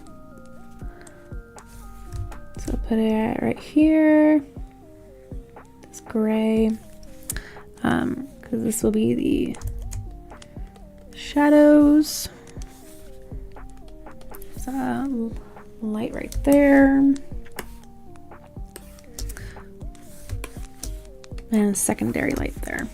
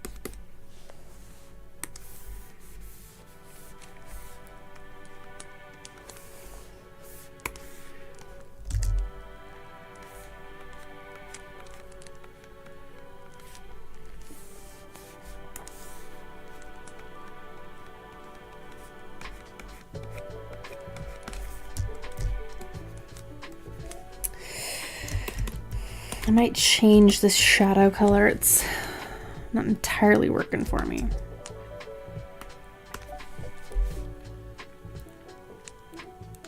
You make it a little more warmer toned. We'll try that.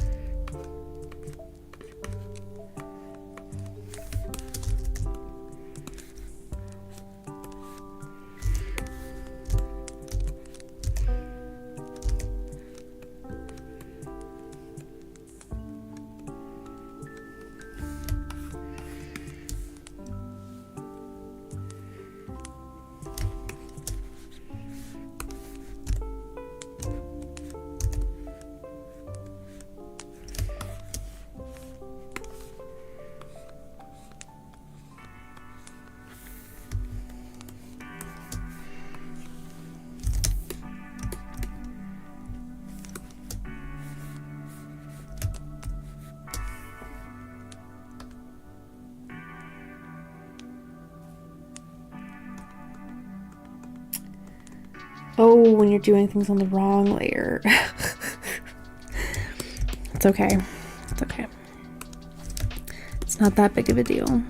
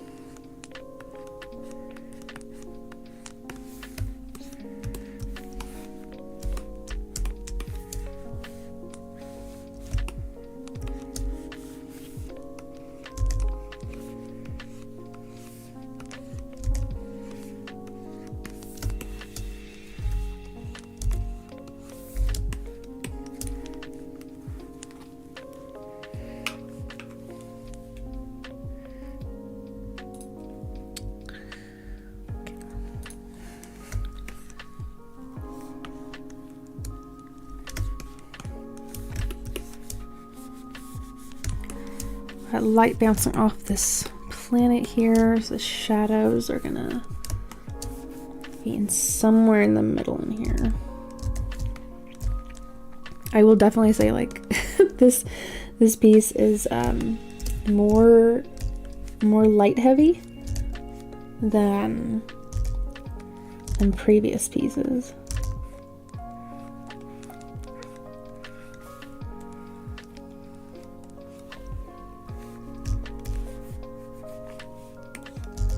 But makes sense because, you know, you got this bright planet right behind her. Waluigi. I always used to select Waluigi as my character in the Mario Party, whatever the heck the game where you're throwing dice down and moving across the board. I would always pick Waluigi. Is it light or is it heavy? The light is very heavy. It's so soft that it's got an edge to it. Michael, if you get a sticker of Michael Jackson's head, you can Michael if I Louis. Jeez. The crackhead part of my brain's like, do it. Take a picture of Luigi and Michael Jackson and combine the two. It's like the Palpatine meme. Just do it.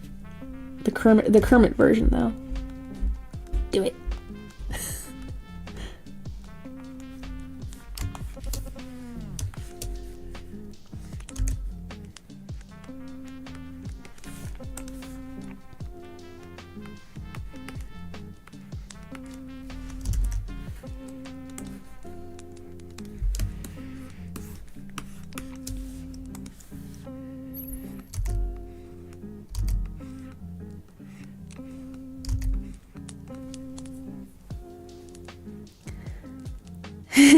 Kitty.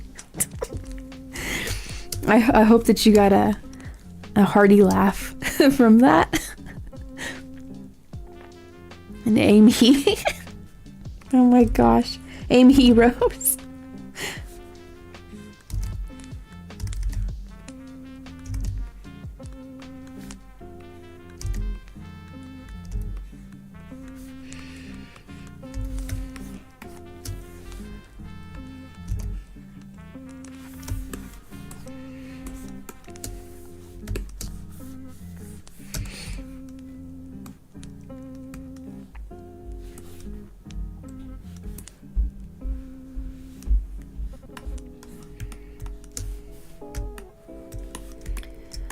I'm going to open up another canvas of this and put it on my other window here. New. We're going to end up seeing, yeah, the warm-up sketch there.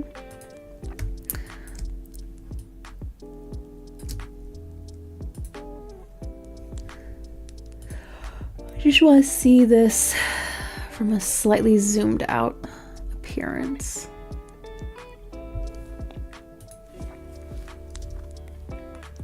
We have blues, purples, and yellows in there. I did not do that on purpose, but those are tertiary colors. Or they're like in a triangle on the color wheel. If you know what I mean.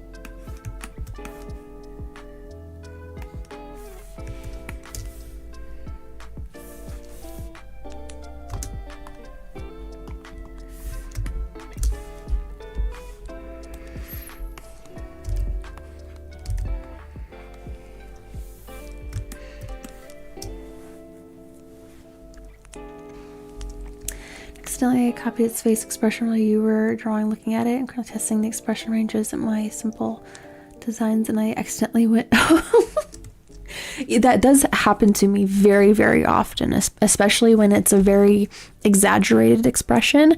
I mentioned this yesterday, actually, that sometimes, like, when I'm drawing a character that's like really angry, or like just exaggerating a certain part of their face, like to the point where there are wrinkles, right? Like how right now, like if I squish my eyebrows together, right, like there's going to be a wrinkle right here. If I'm, you know, scrunching my nose up, like use your face as a reference. Like it's right there. It's right there. You know, having like a mirror up and just like going back and forth, like, okay, this is where the ridges are. This is, you know, if you got like a character that's like squinting or whatever, it happens to me too. So.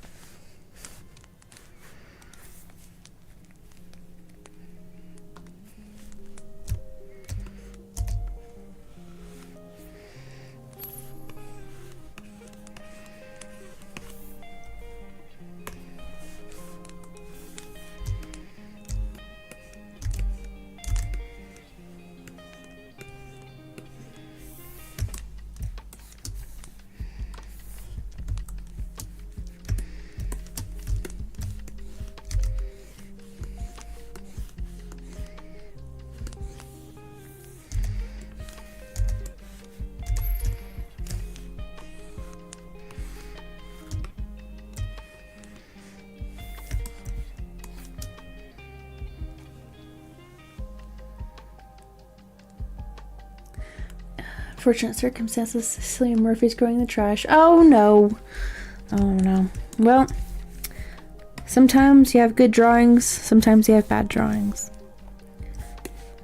Can't have good ones without bad ones, right?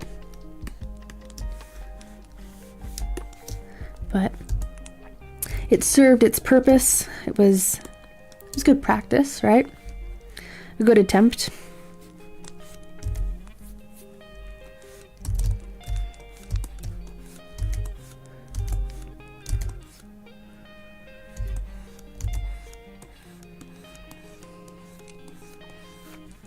Have a little, I should have like a star animation go across the screen, like, at least you tried.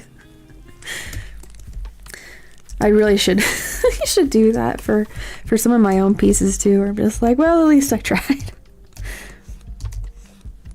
An effort was made.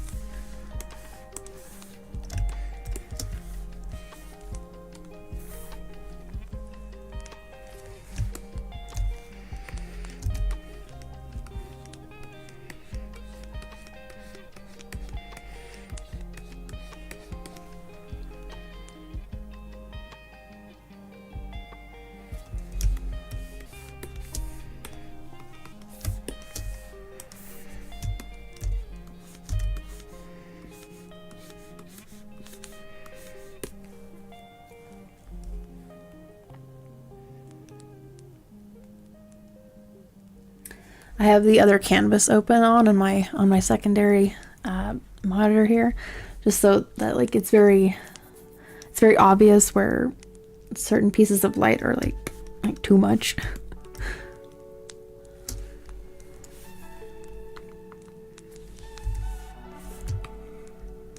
Great, and here.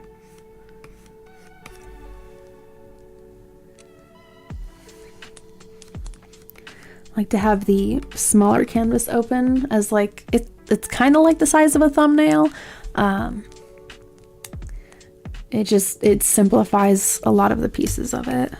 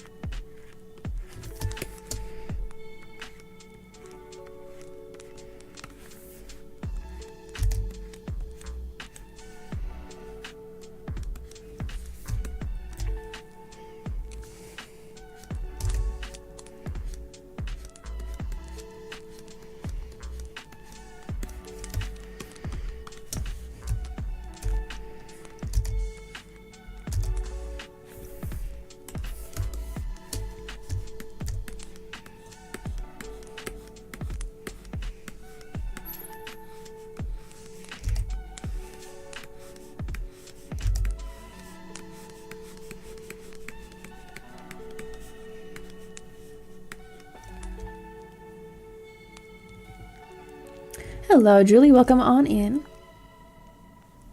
Good to see you again. Glad you're here. I'm working on rendering this piece here. Our 600 subscriber special.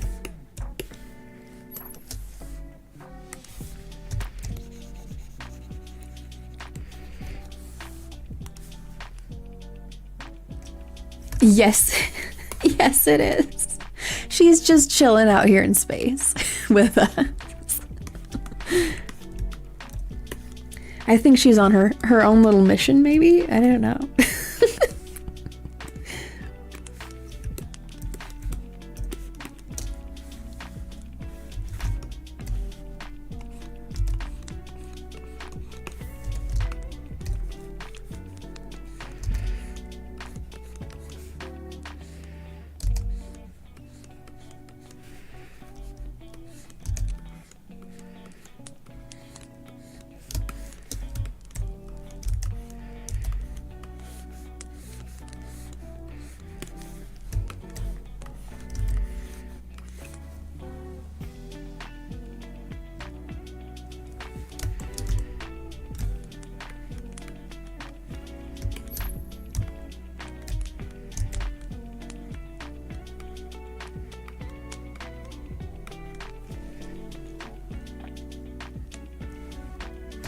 Yeah, I've been pretty good. Just been working and doing artwork, so. Cooked dinner today on time, so I was able to start at 7:30.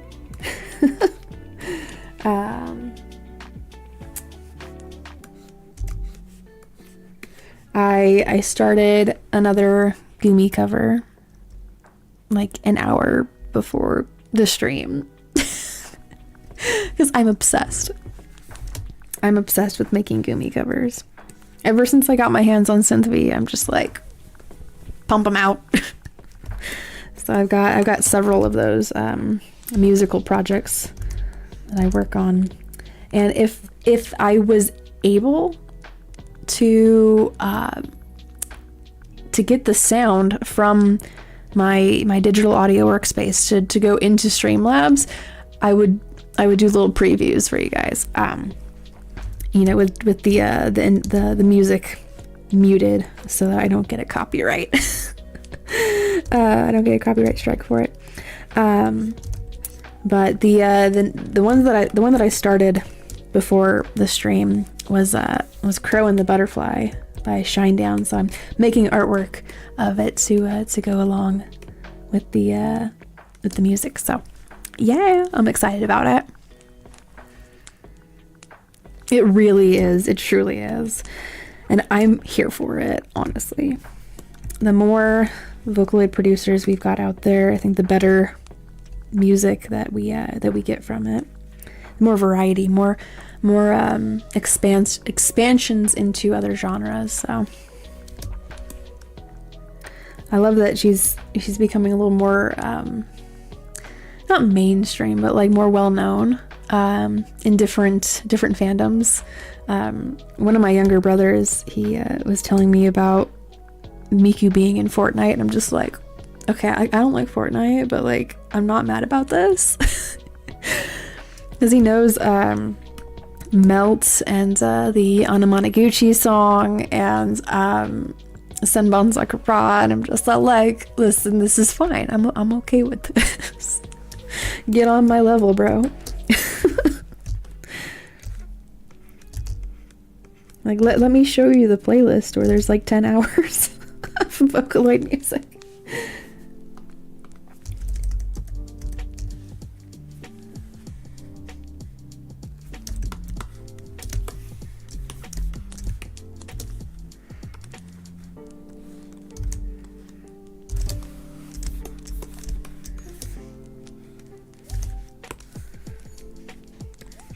So yeah, I've been casually making Gumi covers of all of my favorite songs from my favorite bands, because like I'll be taking a shower and then like listening to certain songs that I really enjoy, and I'll start to sing it in kind of like a Gumi-ish accent to see what it sounds like. And I'm like, okay, let's try this. Let's actually go for it.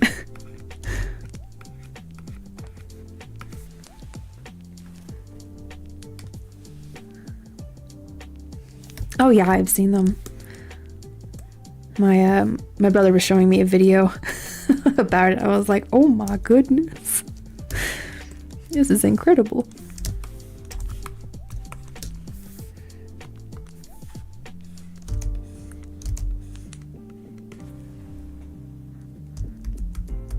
I don't need too much lighting right there, actually. I'm trying not to overdo it too much on the rendering. Try not to go insane from it.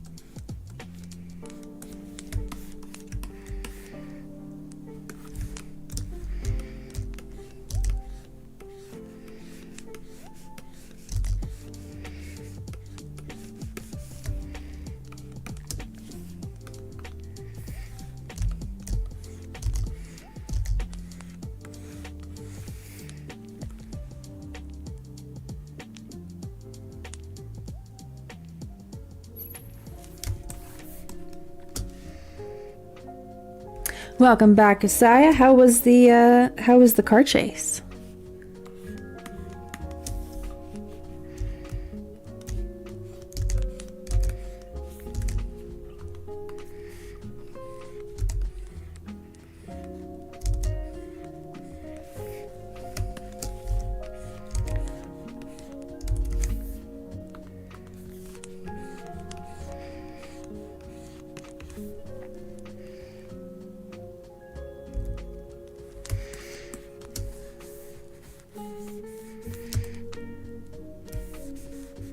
I don't think I'll put too much hard lighting on the bluer side of it too much. So I want more of the light to be coming from Saturn over here.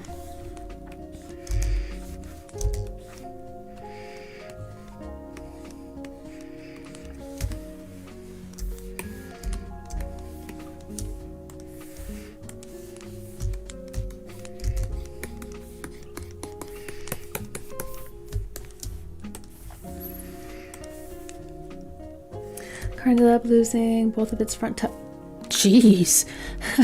And it did unfortunately hit a pedestrian at the very end. Oh no. See, like I'm down for a car chase if it's, you know, they're gonna end up like, you know, getting like the little spike strips and they just, you know, they end up like just puttering to a stop.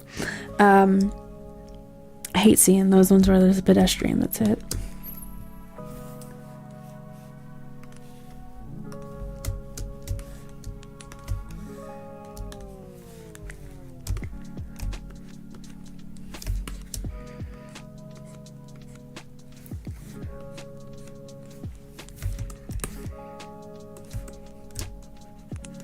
Saw a little bit of line work poking out there and I was like, I don't like that.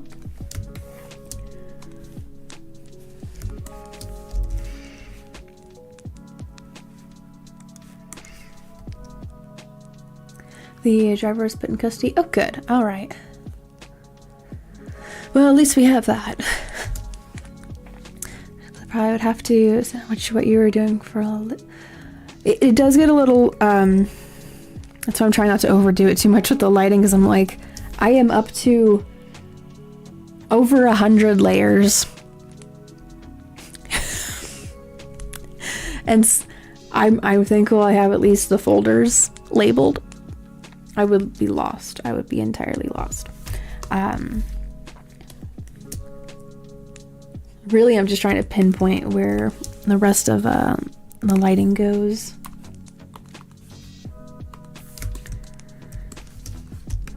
But first, when you're first learning digital artwork, it can be overwhelming. Not knowing which tool to use or how to use it, or like I just downloaded new brushes today that I have to learn how to use properly. Kind of blending this part of her pants in with the lighting. And I always kind of taper it off at the end of the pen stroke. It's really just figuring out like what you're comfortable with and what you enjoy, you know, making, you know, the visual appearance of it. Parts, the driver is going up to, oh my goodness, 120 miles an hour. And he started slowing down significantly, especially after losing. Yeah, yeah. If nothing's gonna slow you down, the losing of your two front tires definitely will. Trying to soften this up a little bit, give a little more light source in there.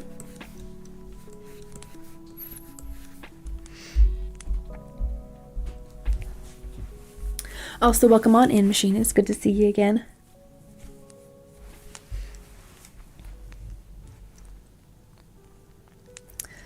Doing maybe go because they're so methodical. Yeah, and there's like some artists that have like a very hard set, like this is my process and this is, you know, like the people the artists that have like super complicated eyes. Man, I can't even fathom where to even start without a tutorial on it. Yeah. Some of them I'm just like, I don't even know where to begin. I think I need to blur out the shadow right here. So little, because it caught my eye in the thumbnail, which is why I have the thumbnail open. Like, just in case I end up missing something. Right back to you, man.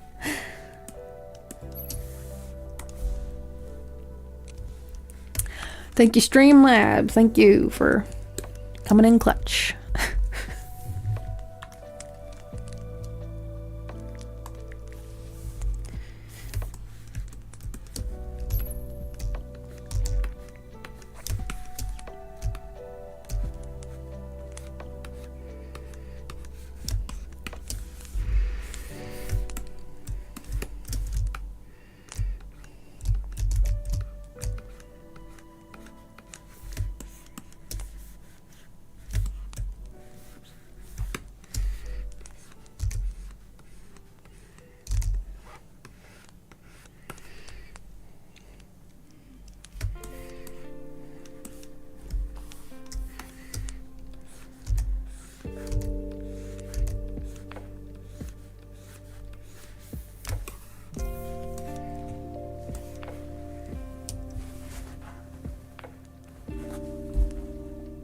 Gotta do a little stretch.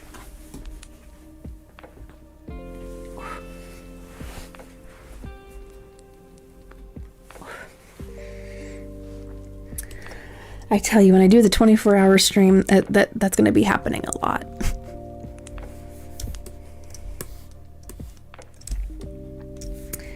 I am gonna be stretching a bit.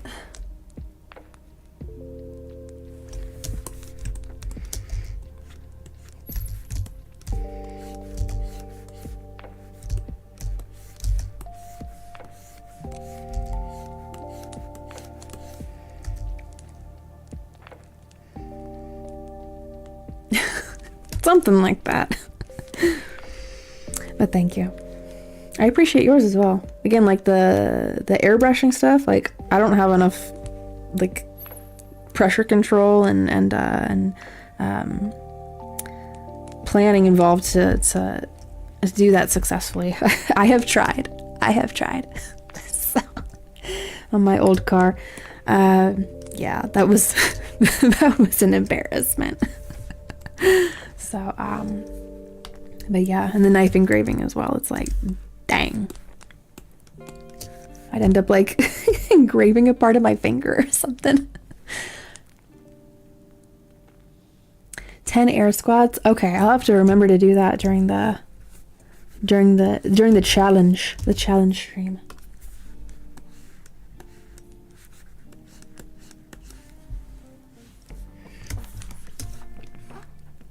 No, I don't need to put that in there.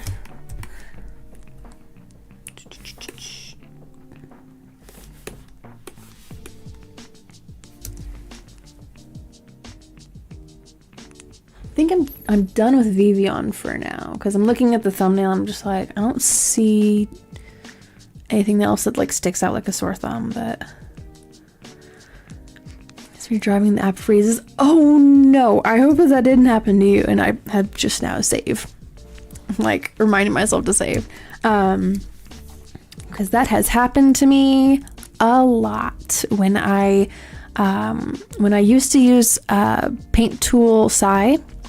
The cracked version of Paint Tool Sai, because I was in like middle school or high school on a Toshiba satellite laptop, and bless the heart of this laptop for dealing with me for so long.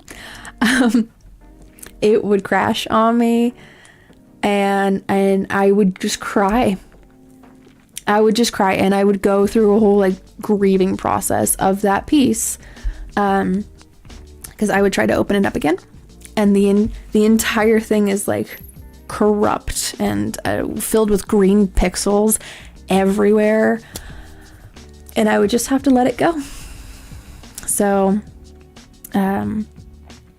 these days I kind of look at it like, if something like that happens and I'm not able to recover the piece, I use it as an opportunity to try it again. Maybe try to do it better or more efficiently or something.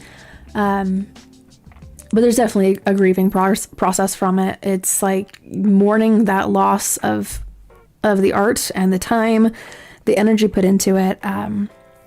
But yeah, again, like there's always like, hopefully it's saved, like autosave, please spare me. So, oh, wonderful. Awesome. I'm glad that it's saved. Yes.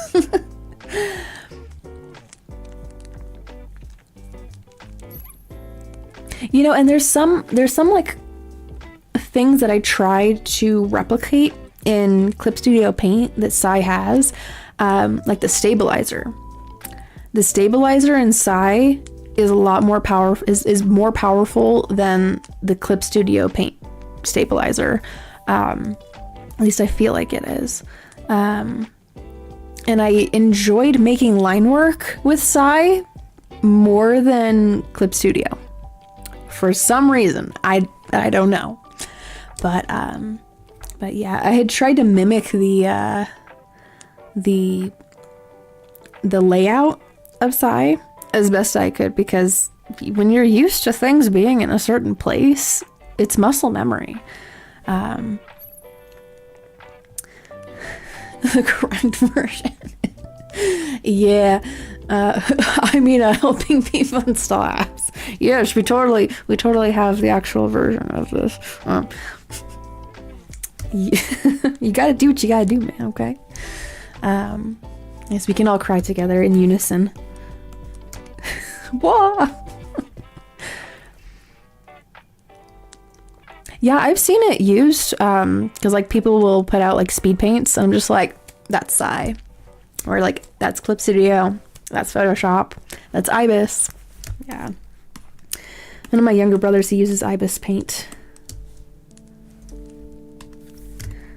So he would show me what he was working on, and so I'd be like, oh, that's what that looks like, gotcha.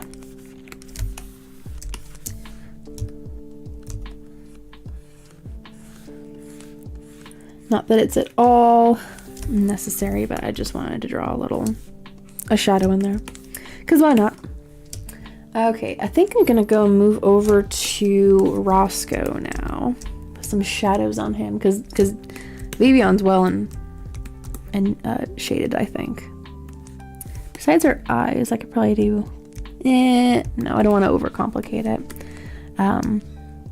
In the past, I've done these really nicely shaded eyes on Vivian. I'll try to show you guys. Like with this one here. She's got like a certain glow into her eyes, so when it zooms out, they kind of pop a little bit more, but I had more room to do that there. Not as much going on. Okay, let's go over to Roscoe. Roscoe the cat that is constantly judging my artwork there in the corner.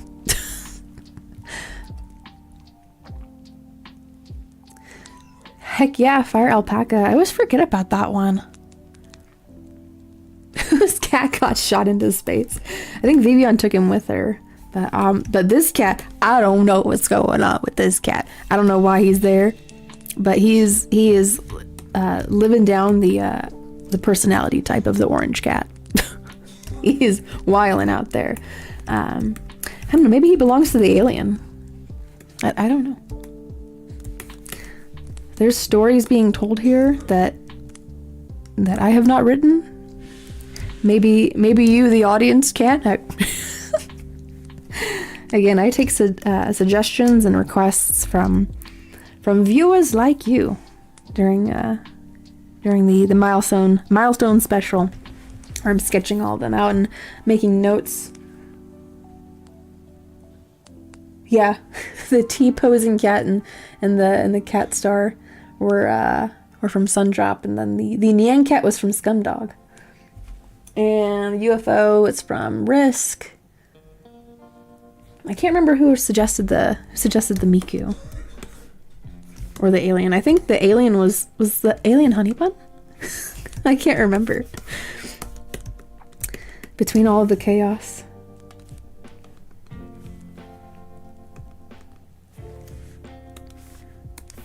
Okay, so there's a light source right here with all of this purple.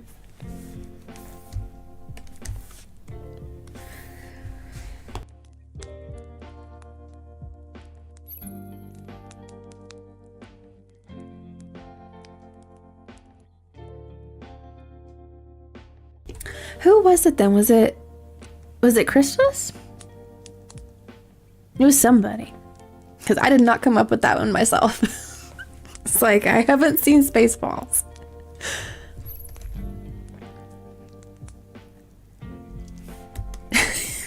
But are you an alien? Honey bud.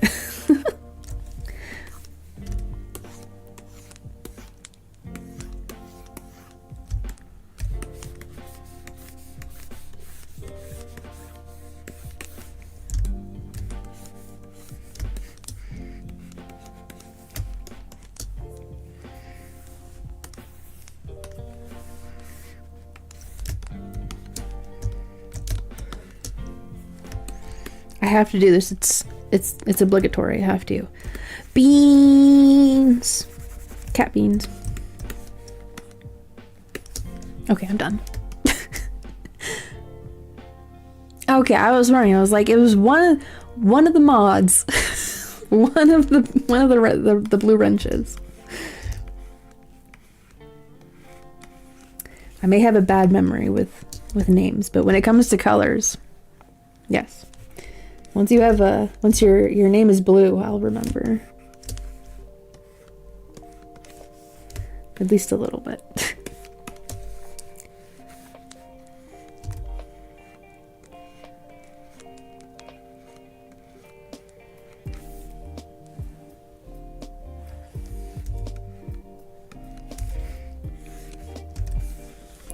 I need to swap out which highlight color I'm using.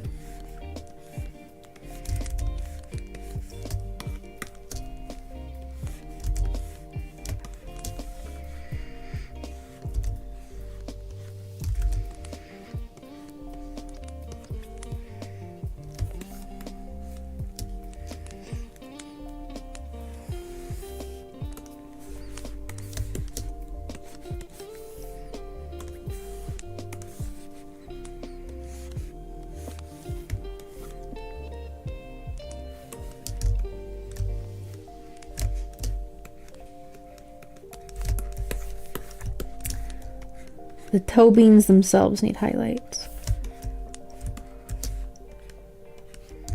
Maybe not right there, but definitely the front ones.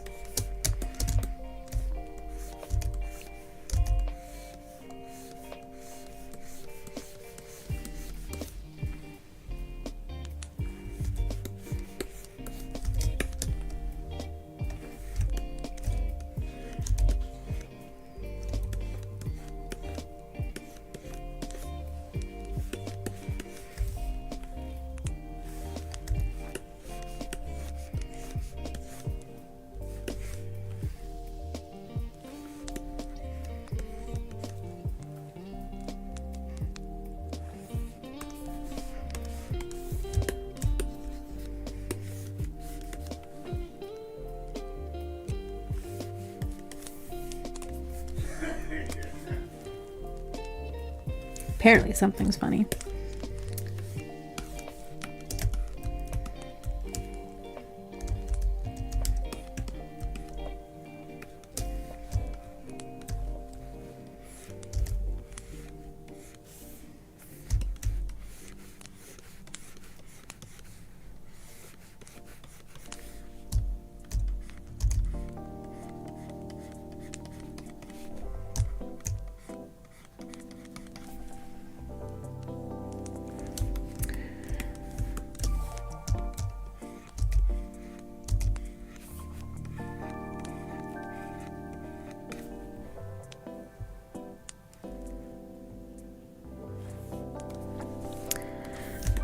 I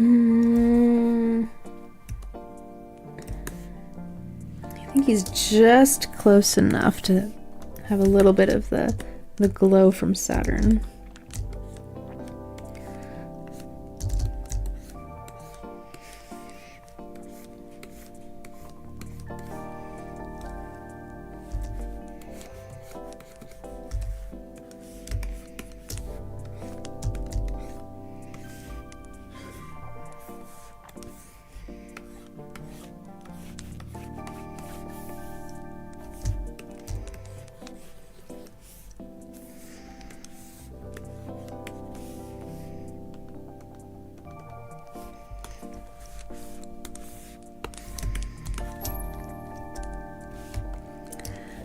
just finished. I upgrade through the decades, making an animating style, and I adore it. Oh, wonderful! I'm so happy for ya. It's a very satisfying feeling when you're like, I think I've got this down. I think I've got a method here, a method to this madness.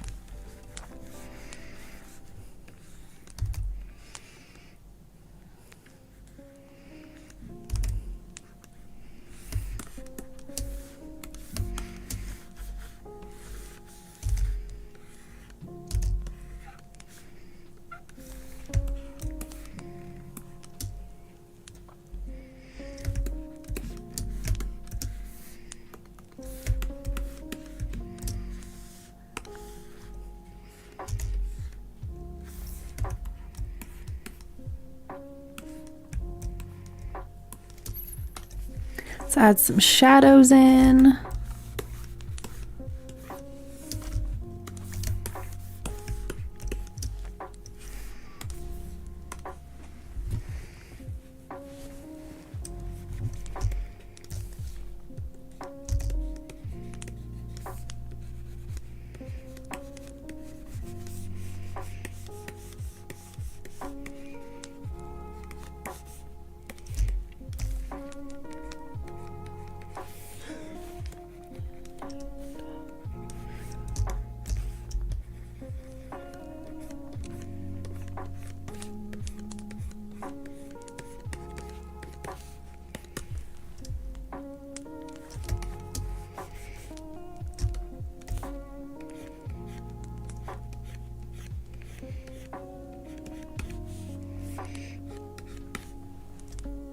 I think this is like some of the most lighting that I've done on Roscoe.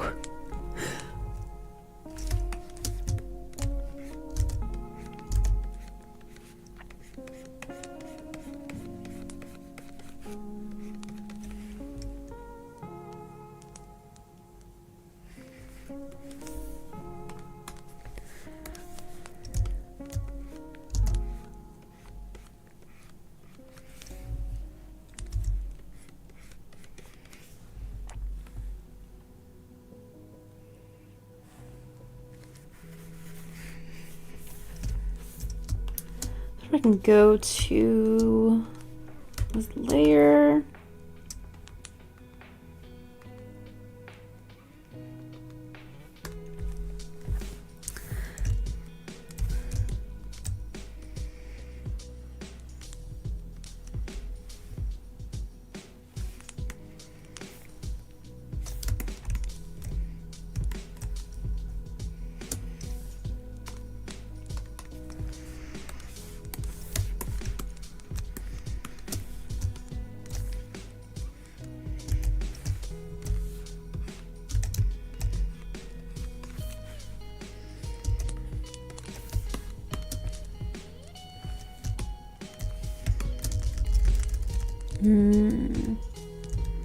Maybe just that much.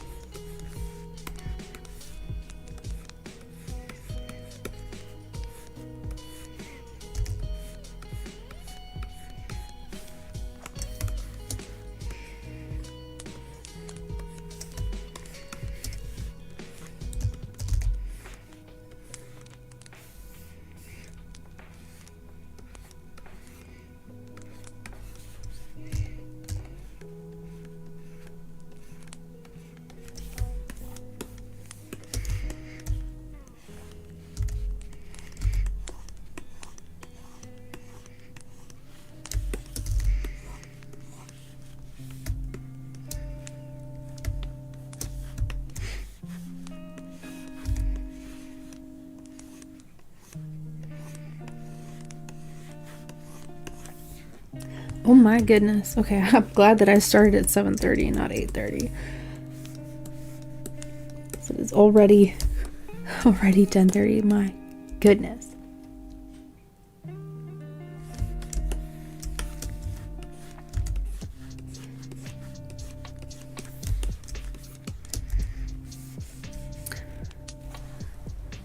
I know there's people out there that when they do their streams, you know, they used to go for a while and then like their streams get shorter and shorter.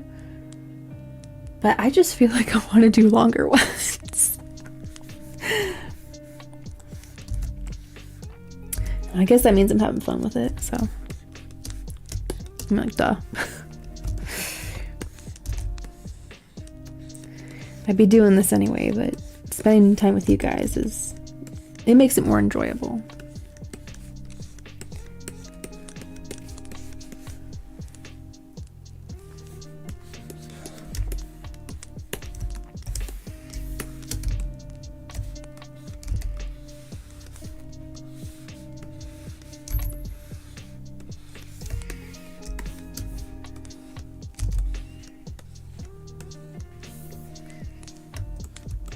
Yes, it does, Christus. Absolutely. What was that movie? What was that sci-fi movie that was The Martian? I think it was.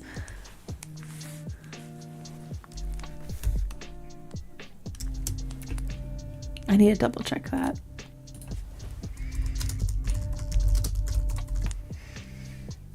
No. Yeah? Yeah, I think it was that one.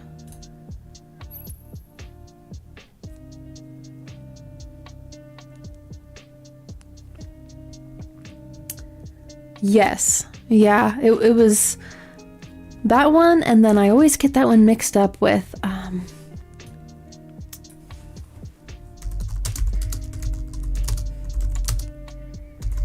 there's a time difference, and there's a daughter and her brother.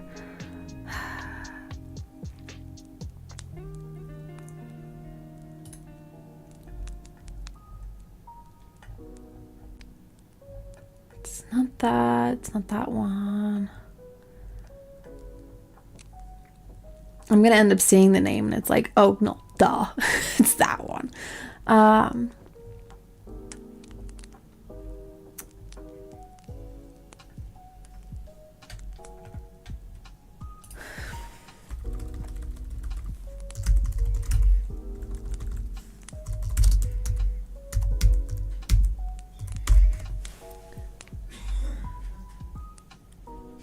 Is it Interstellar? Yeah, it's Interstellar. I get Interstellar mixed up with The Martian a lot because of the time shifts in between the characters.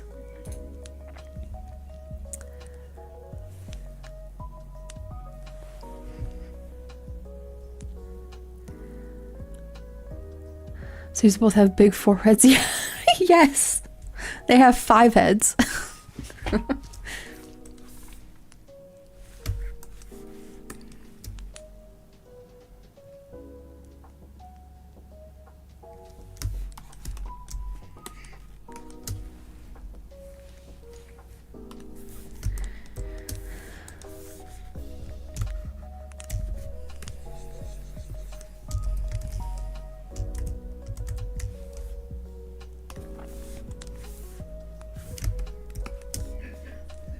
I might have to go get myself a little snack. I'm feeling a little peckish, a little hungry.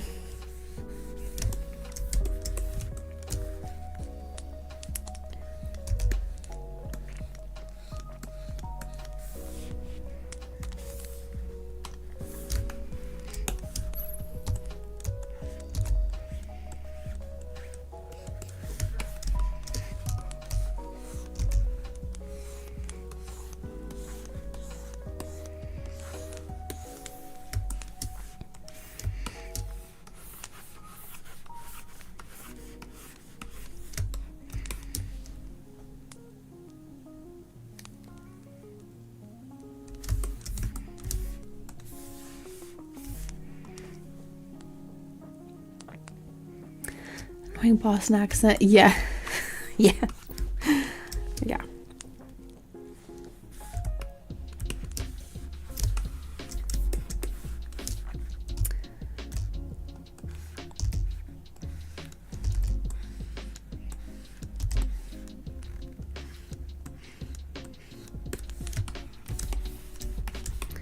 Okay, before I move on over to Miku here, I'm gonna get myself a little snack, and I'll be right back. Here, let me, even though I won't be gone for all that long, I'm still gonna put up a little BRB sign here. Hopefully the stabilizer's not on.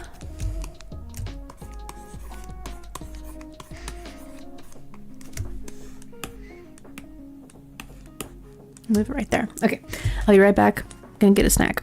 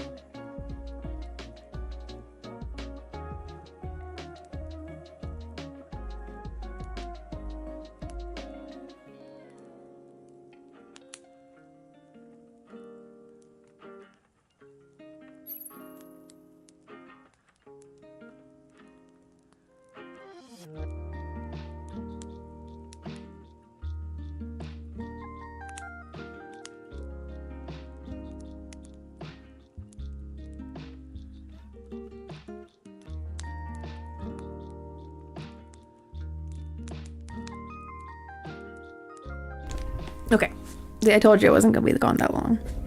And yes, I have a grandma blanket on me. Keeps my legs warm.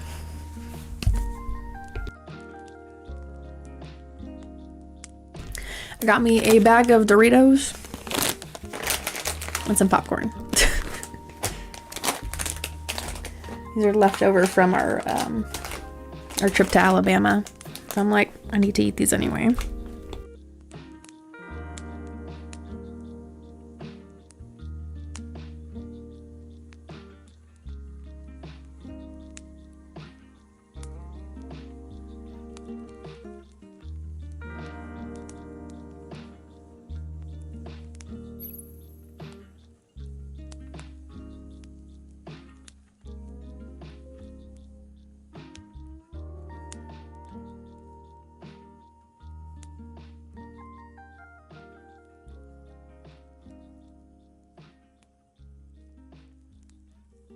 Indeed we do.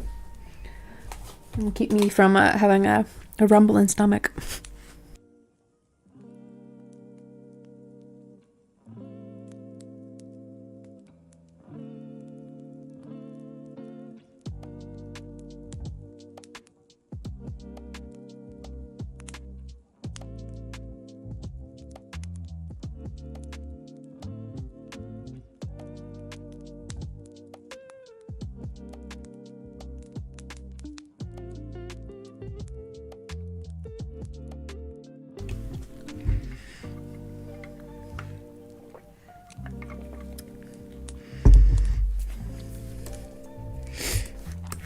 Okay, Miku.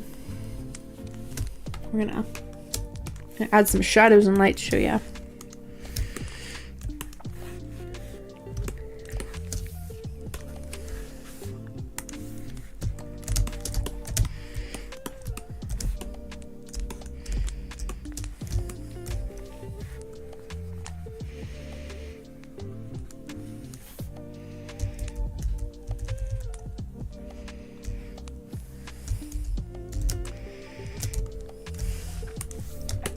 I'm gonna have to do this.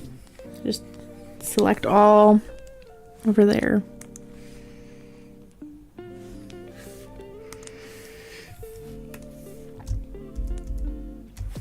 To reselect that.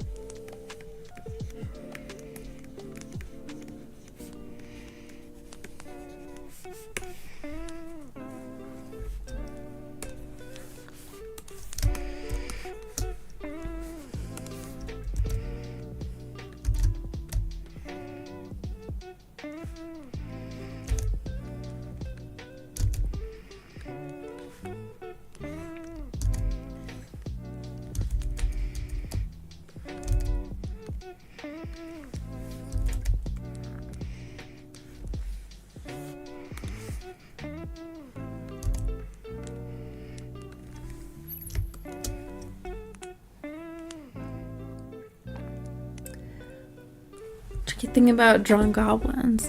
Oh, how angle his noses could look like. You don't say. Oh my goodness. Oh, I wish you luck in your endeavor, Christus. It sounds like a fair challenge.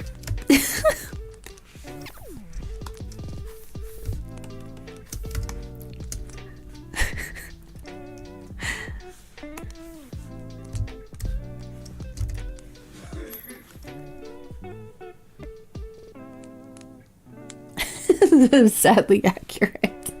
Yeah. Yeah.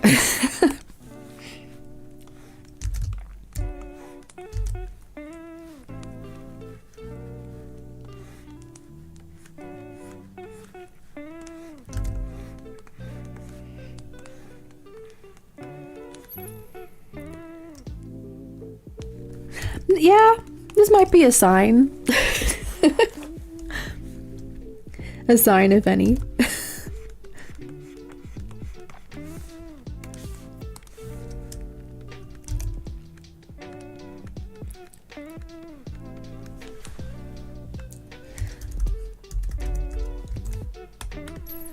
This needs to go here.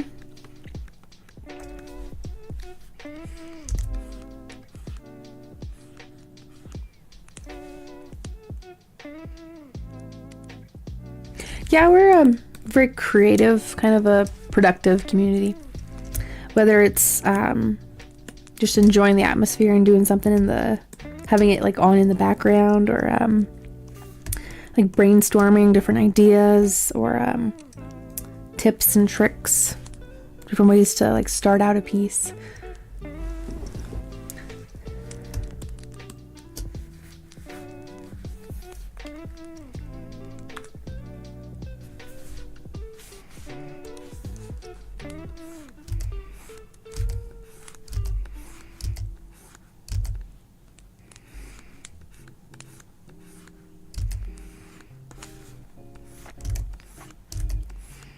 I used to watch a lot of the Joy of Painting with Bob Ross, and so I was like, you know, if we had this, but it was like digital artwork with some, you know, copyright-free lo-fi-esque music, and we're inside of like a log cabin-esque thing in the forest that I interpret the internet as.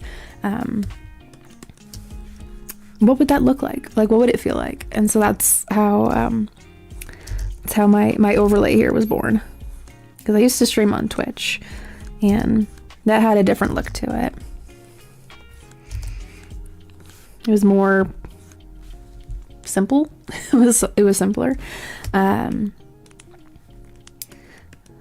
I felt the need to make it more immersive in a way, so.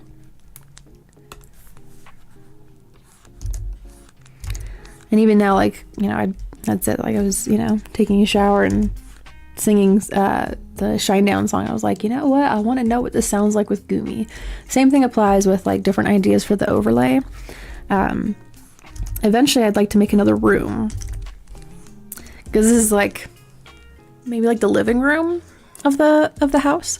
Because in the ending screen, you can see the side of the of the house next to the brick wall that the cat's sitting on. You know, and there's like a pathway leading to the back to the forest, you know, when the stream's ending. So different little immersive pieces like that. But eventually I'd like to make another room, or another like scene, I guess, in Streamlabs.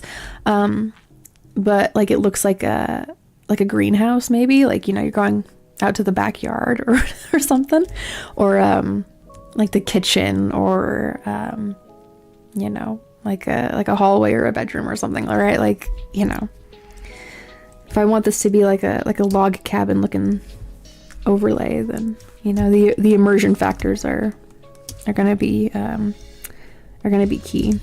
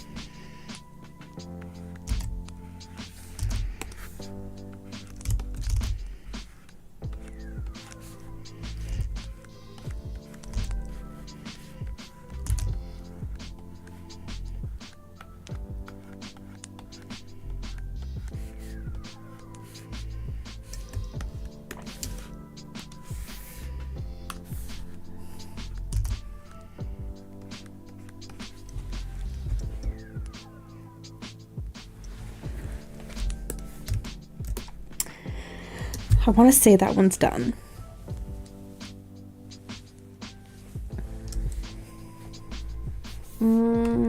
Almost. Almost. I see one more thing.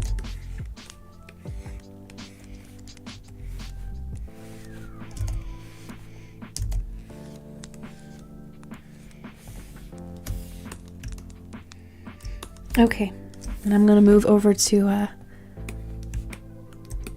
know what I want to do when I grow up. Yes. I'm gonna move over to the Nyan cat. I'm again gonna just auto select this. Or not auto select, but selection brush. You know what I mean. And go over the top.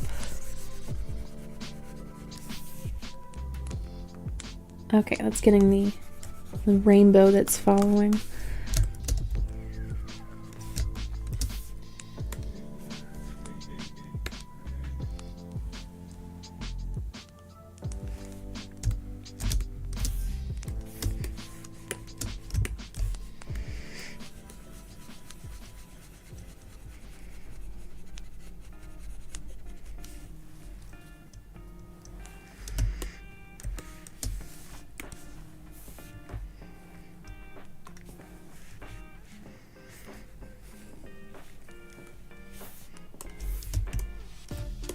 Oh.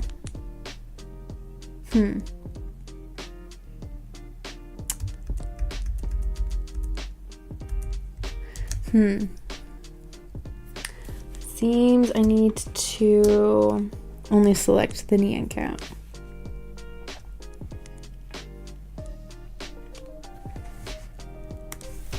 So we do need to have auto select on. And then this. Maybe I'll just select that there, huh?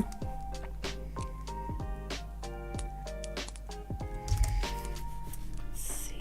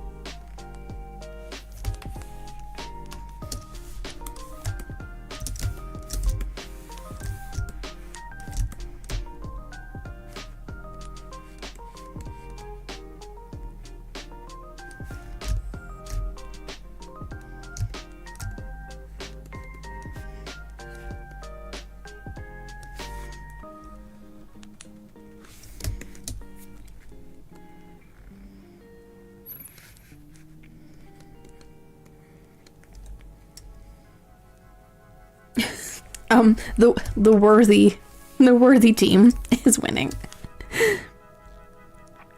Those that trained harder and are playing harder.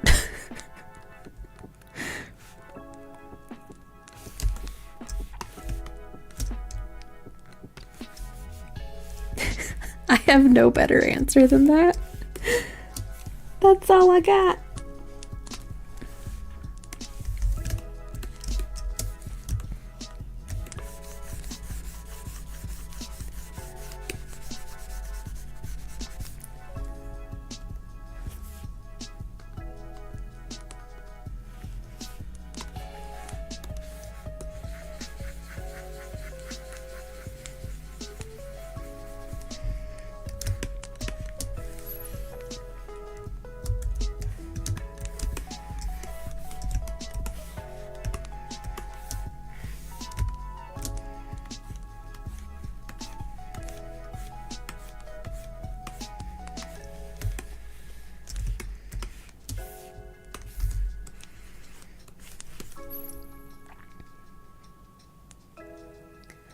People eat at the beach. It's been so long. What do people eat at the beach? Ice cream cones, probably snow cones, definitely. I've seen people have like hot dogs with like, you know, the little fire pits in the sand. What else? There's that SpongeBob episode where, you know, the fish says, "It took me 3 days to make that potato salad." 3 days. It's maybe potato salad. I don't know. I've seen people like cooking up burgers too. So very summer-esque foods, I think.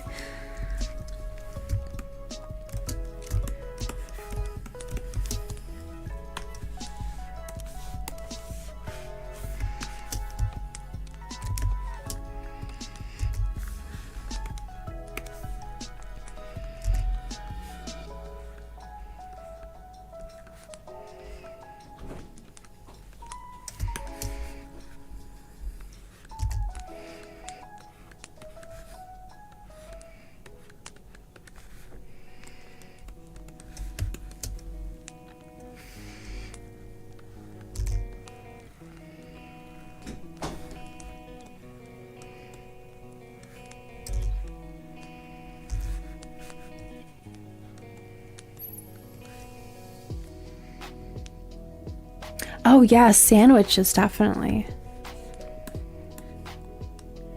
It's gonna make me hungry.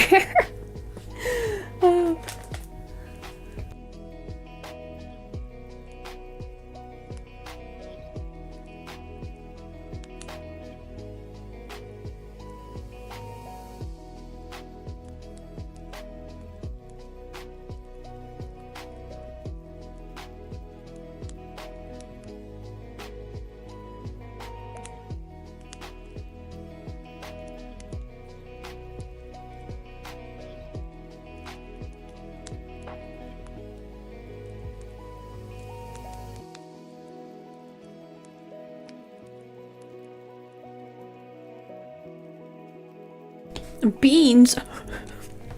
Next time I go to the beach, I'm gonna bring a can of beans.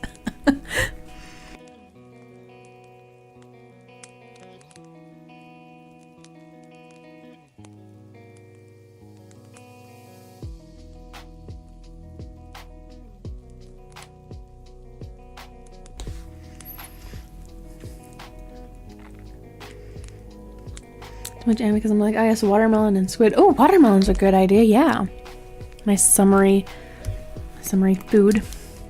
But squid, I'm talking like the grilled squid that's been oh no, I'm thinking the little sausages that look like octopus.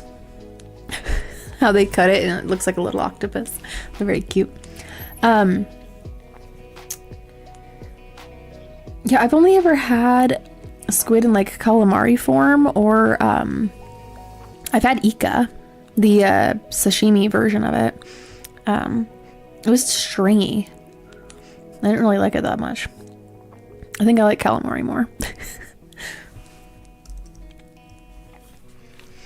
Ooh, onigiris.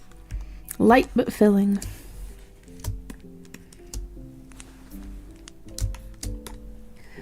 One of these days I want to learn how to make onigiri.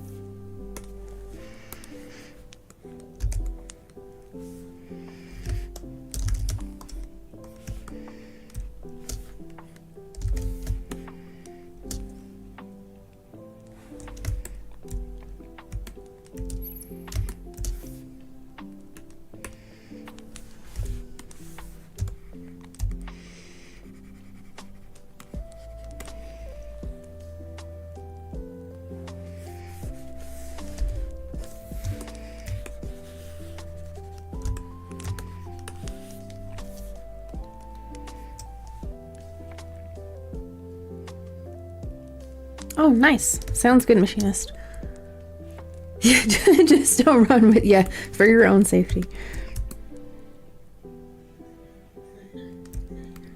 Unless you're feeling very risky.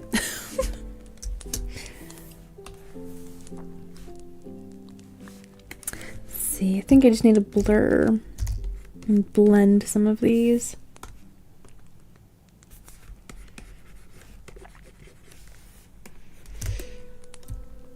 Or I hope people won't notice too much because I want to move on to the UFO. Oh my gosh, we got an hour left. Okay, I can do it. I can make it. Let's get the auto select out.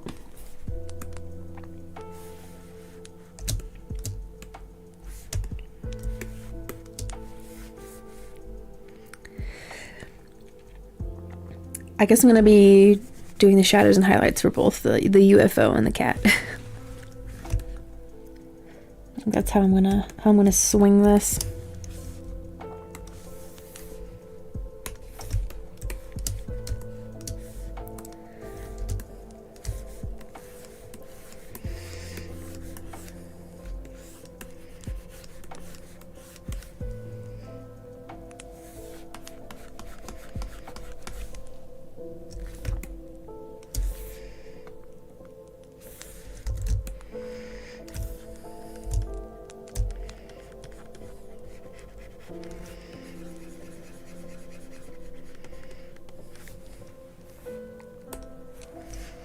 And the highlight.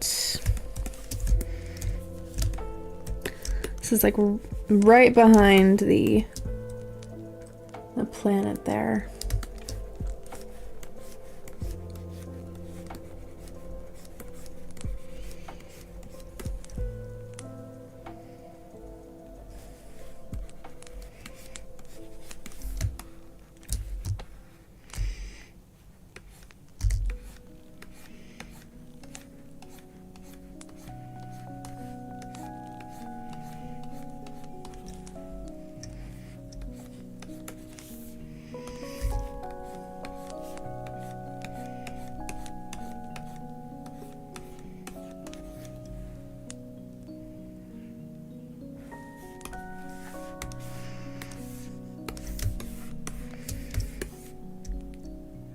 I guess I selected the alien too.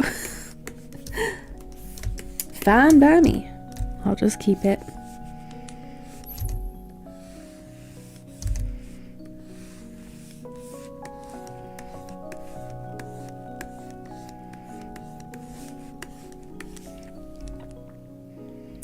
Someone plans in the sky last night and tonight. Really? Wow.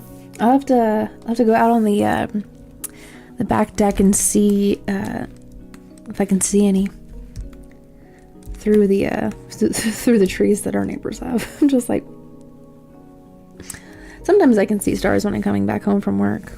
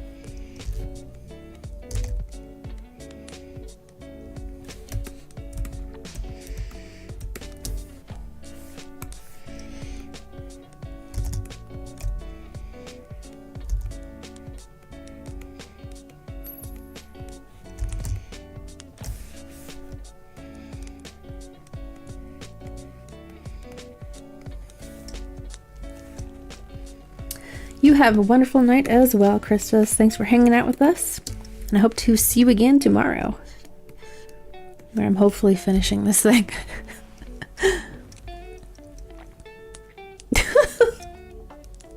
Oh. I mean, if that's the honest truth, that's the honest truth. I just... My earth science teacher in high school was like, the teenage boys like that, you know, is saying it the old way, and she's all like, it's Uranus, it's Uranus. And I'm sitting there in the back of the class, I'm just all like, you can't stop this. This will continue until like the end of humankind. There gonna be people that pronounce that like, you know. So yeah, I think her name was Mrs. Barnes. Yeah. funny lady. Yeah. Uranus. Yeah, it's like, that's just, yeah, people gonna say it like it's spelled. A big booty. This dwarf planet has just the biggest, you know.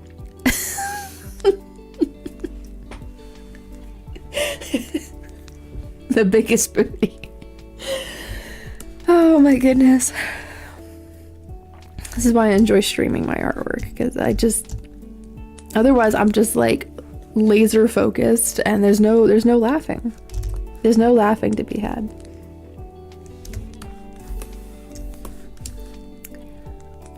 There's no big booties to laugh about.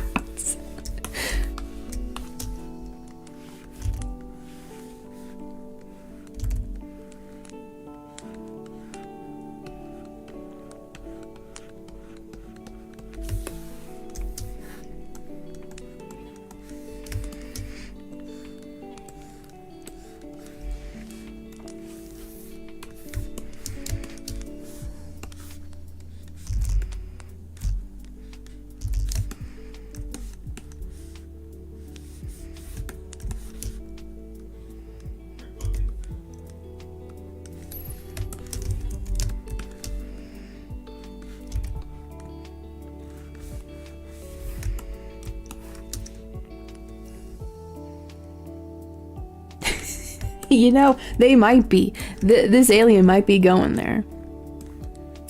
You know, do some some probing. Dare I say?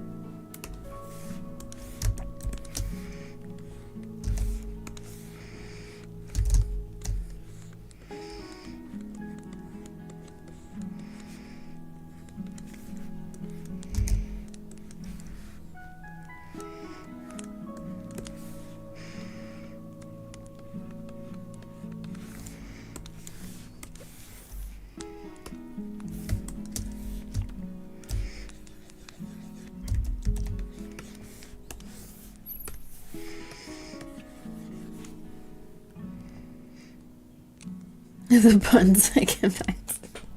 Listen, we are a treasure trove over here of some shenanigans.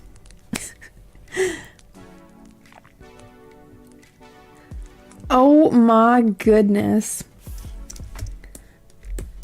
Wow, I hope that they have some gift shops that are really selling that point there, because there's a town in Northern California called Weed, and you know they got a souvenir shop just for all of that stuff. Yeah.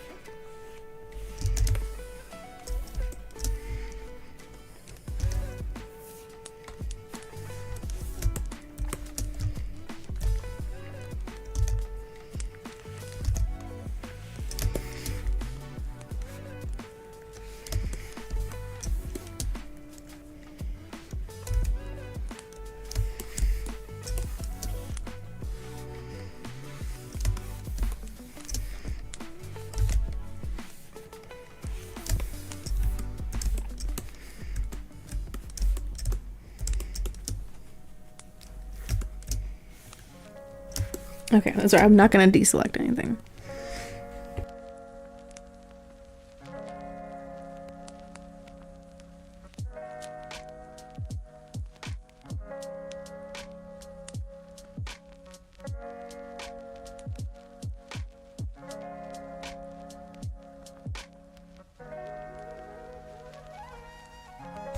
Oh, they have a YouTube channel. Oh my goodness.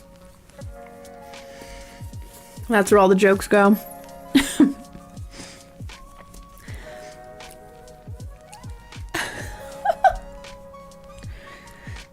Oh my goodness. I feel like that belongs in the in the Shark Tale movie, which I guess. Okay, I watched a short video about this. Apparently Shark Tale was supposed to be entirely different. It was supposed to be R-rated.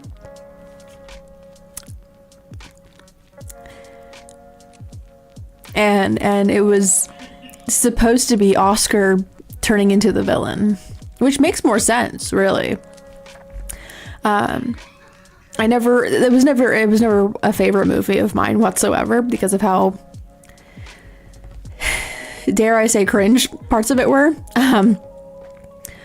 But there was a really short video on YouTube about like the original script and design of Shark Tale was R-rated and Oscar was the villain.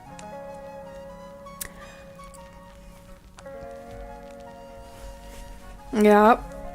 Which made me think about that again. Welcome back into... I know, right? Truly, it kills me too. I'm just like, what? Listen, y'all. Y'all are too much sometimes. You're too funny.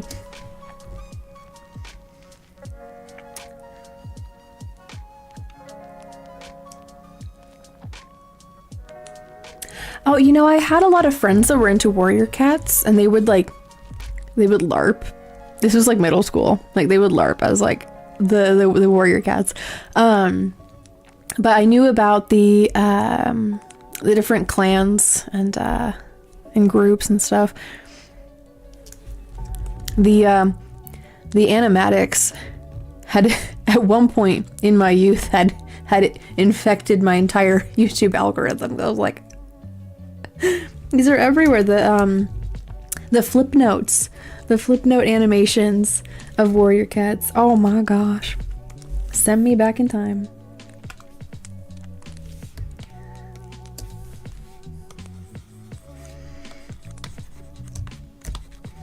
This poor alien is gonna get ran over by the UFO. There's no way they are stopping in time.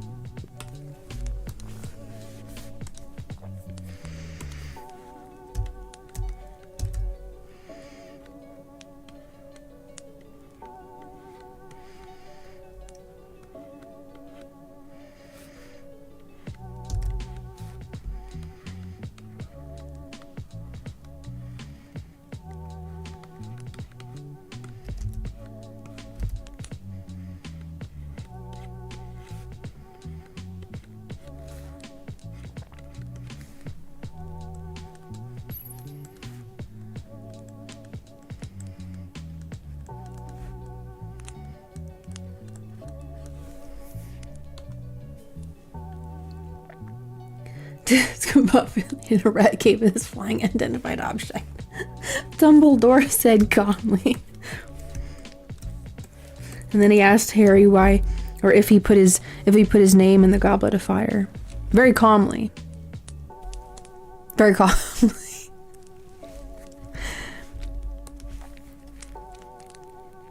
That scene always seemed so out of place. Like, he's just chilling. And then all of a sudden he is, like, you know, all amped up and running towards Harry and grabbing him, going like, why did you put your name in the goblet? I'm like, I don't think that's how it went, but okay.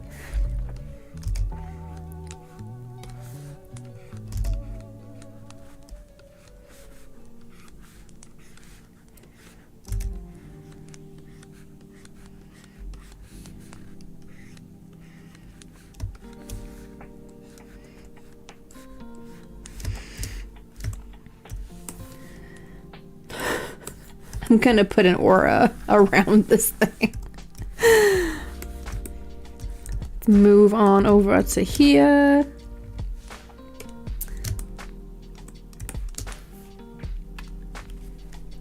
Not much needs to be done about this part of it. I just like adding some dynamic lighting wherever I can.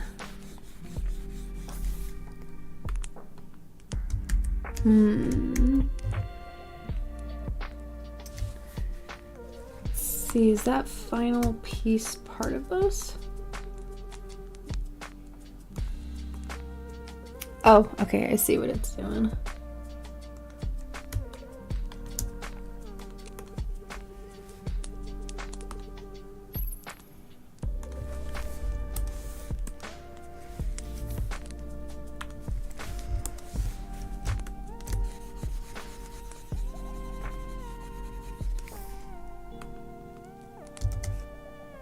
Oh, I need to select the inverse, duh. Like, why is this not applying?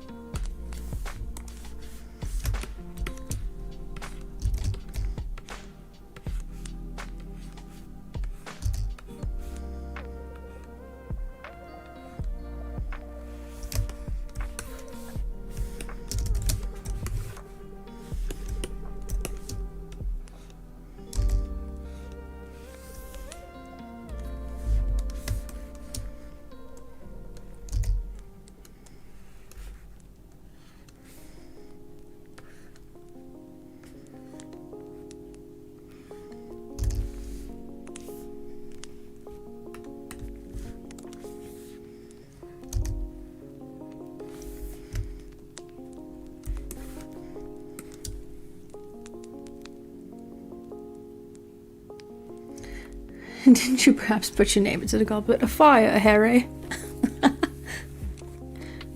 I forgore. Jeez. Potter!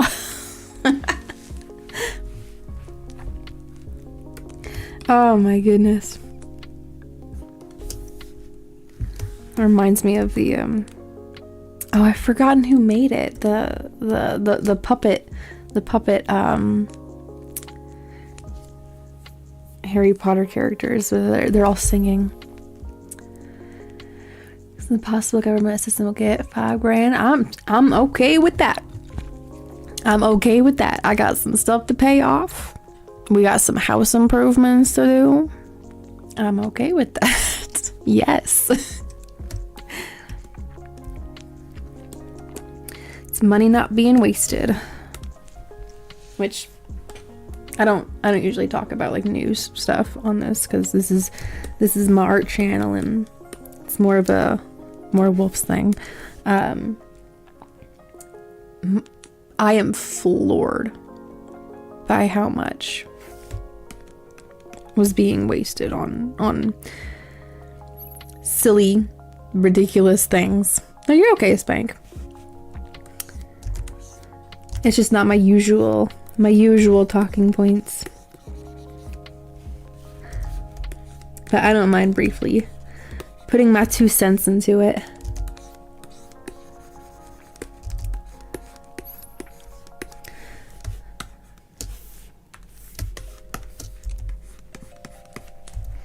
I've been an advocate for awareness in that field for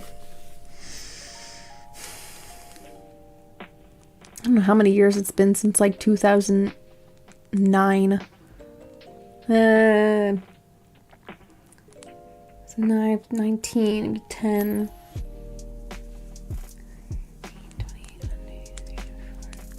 16 years? Yeah. So there was a whole thing that I did with my my youth group back in the day, collecting signatures on stuff so people were aware of where their money was going.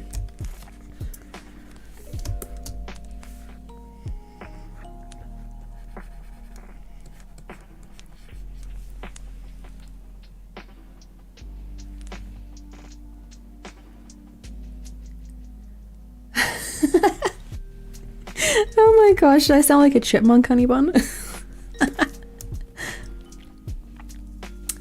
Oh, fixing both cars. Nice. It really is like a sigh of relief if that ends up happening. Flying around with those brooms, that was funny. Oh, yes.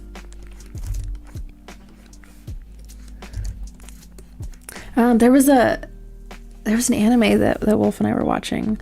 I cannot it's like, what is it called? It's essentially like Harry Potter, but if Harry Potter didn't have powers, if he wasn't a wizard, he had no magic ability, but he was trying to like keep it a secret. I want to say it's like, it starts with an M, right? It's something. I'm gonna look it up. It's gonna drive me insane if I don't. Hold on.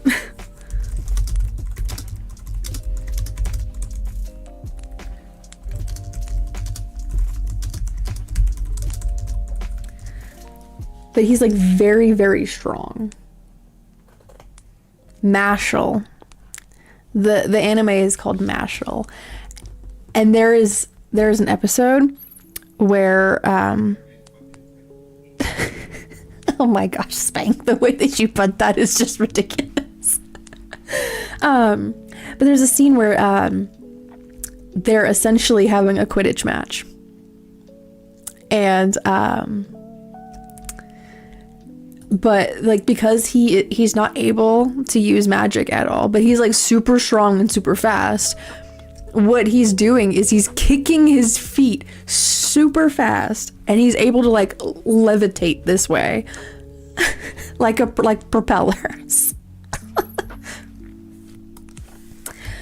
In every single one of these like trials that he goes through, he's not using magic, obviously. He's just using like quick timing and brute strength.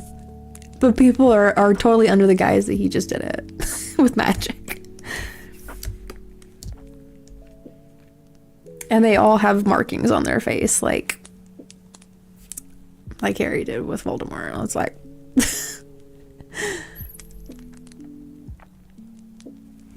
Yes, you should... If you think that that's wild, you should see Wolf's chat, honey bun.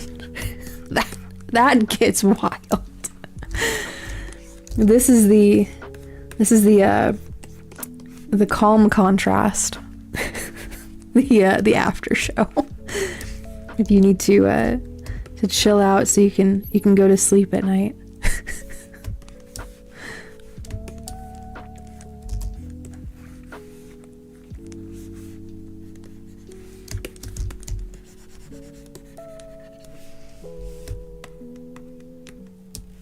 Yes, for the most part. I mean, sometimes it is like PG.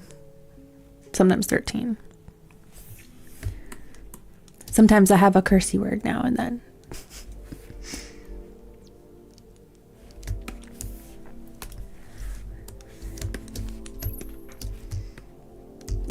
You got the goods.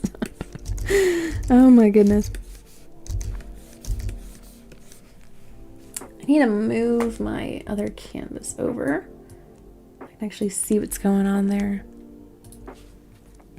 Maybe I can finish this tonight.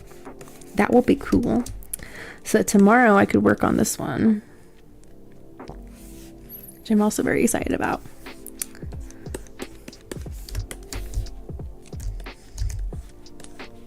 I will try my best.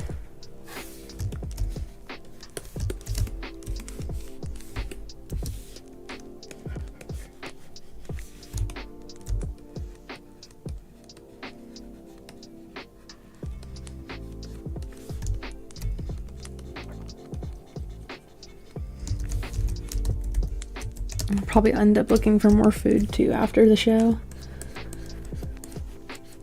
Cause like the chips and popcorn ain't gonna entirely do it for me. It'll tide me over, but it won't entirely do it for me.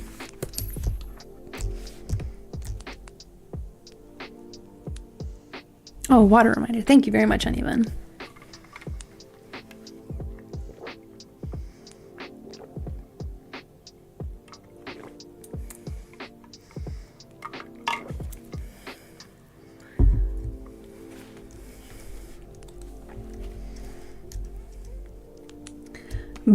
James Bond. Oh my goodness.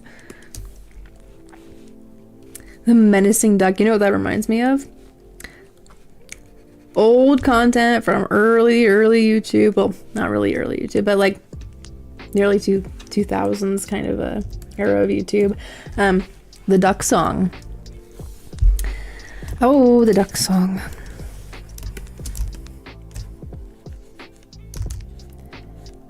I recall there was some kids online that were trying to say that like it represents something. I'm just like, no, it's just a song. It's just a song. He just wants grapes. Okay.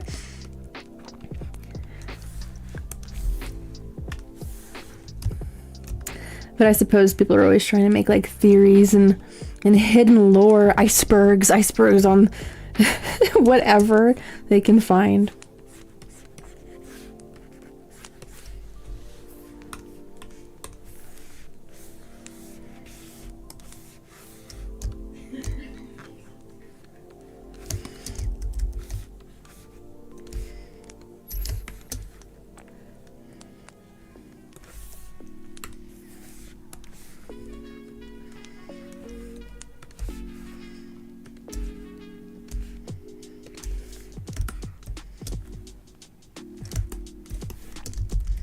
Need to make those lines a little softer.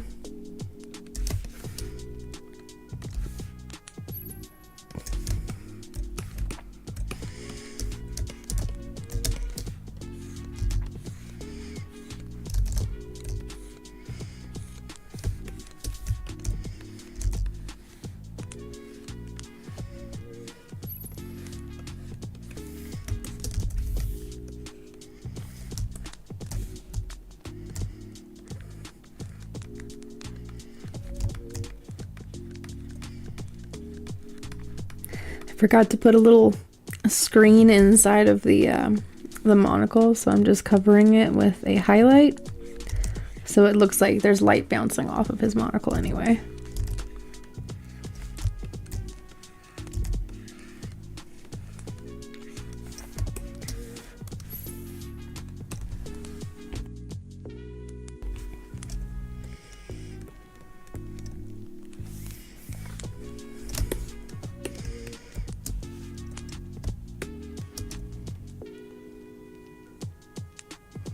Imagine an Elrich duck.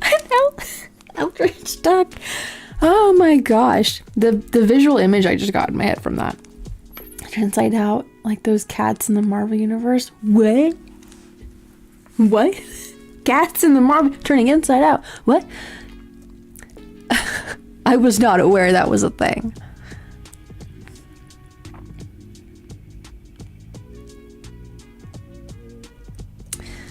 Well, thank you, Into. I mean, it's probably a little too much detail, but for the people that look at artwork for a long time, I want them to have something to look nice to look at.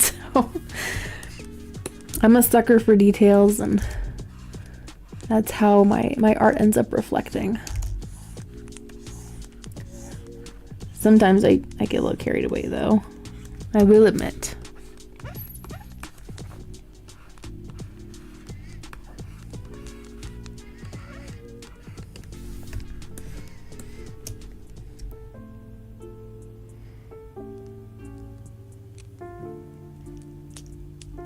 Oh my goodness.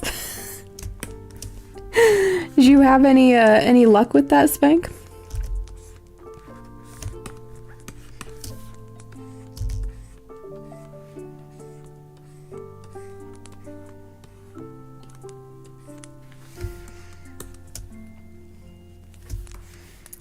Okay, I'm gonna go over to this penguin now, and I think I'll be able to finish this.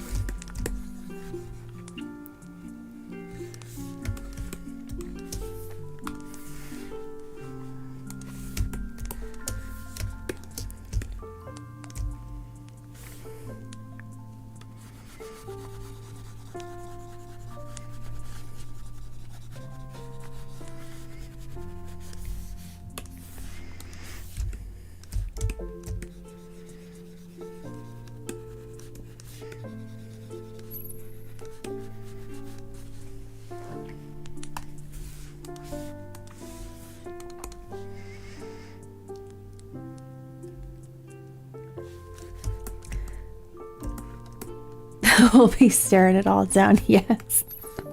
Stare into the artwork. Stare into the mighty nightmare penguin and dream manatee.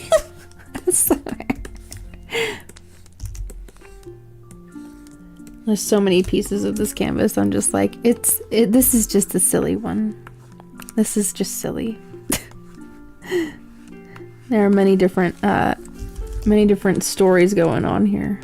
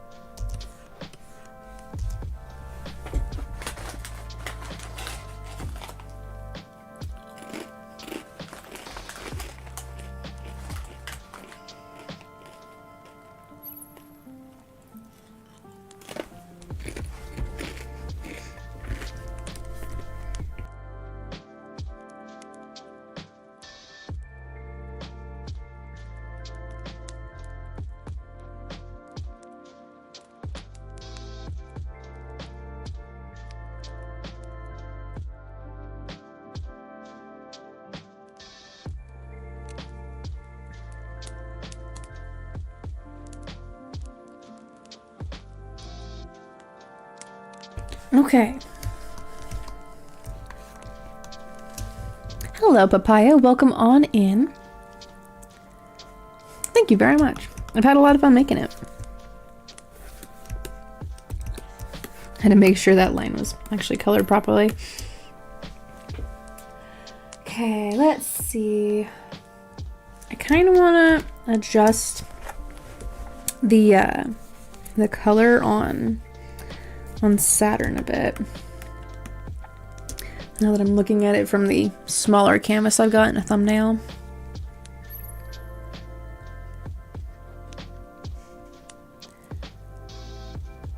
More like 70?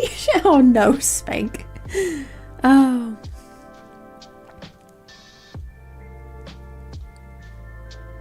Oh no, how dare you? How dare you? It's all good.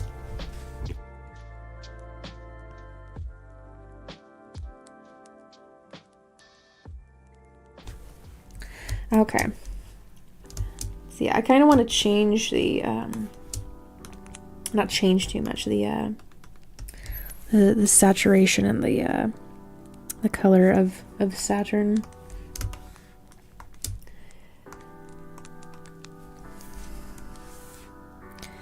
Tonal correction.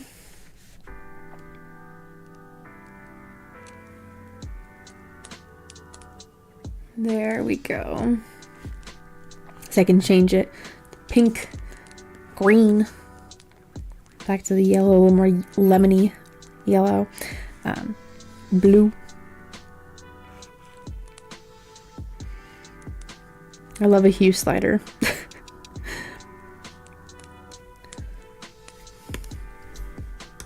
Let's go over to the rings.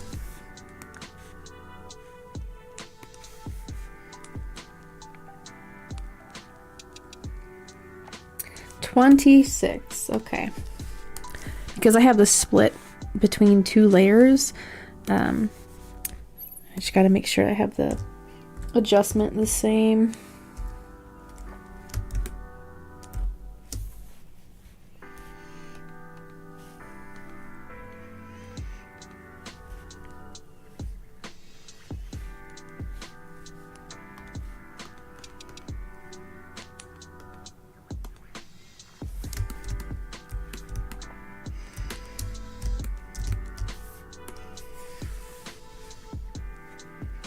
There's a way for me to fade that out a little more.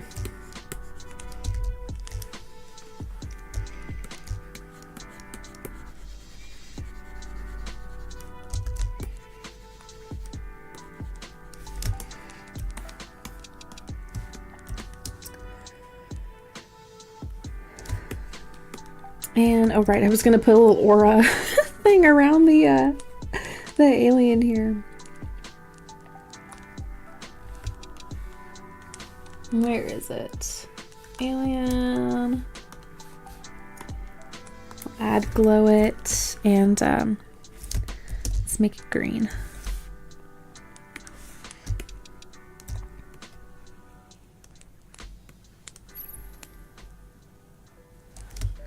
Then the UFO, I want to put like a little, like a film around it a little bit. Like it's got some sort of a, like it's burning something as it's, you know, flying by.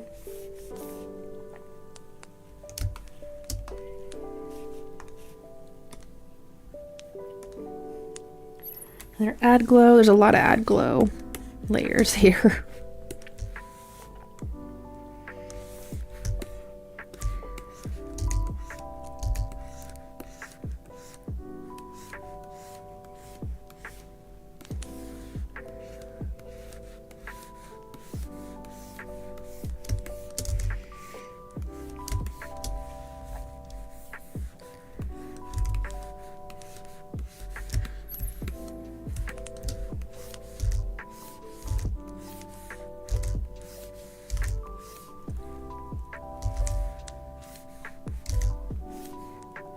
I want to make it look like it's really zooming by.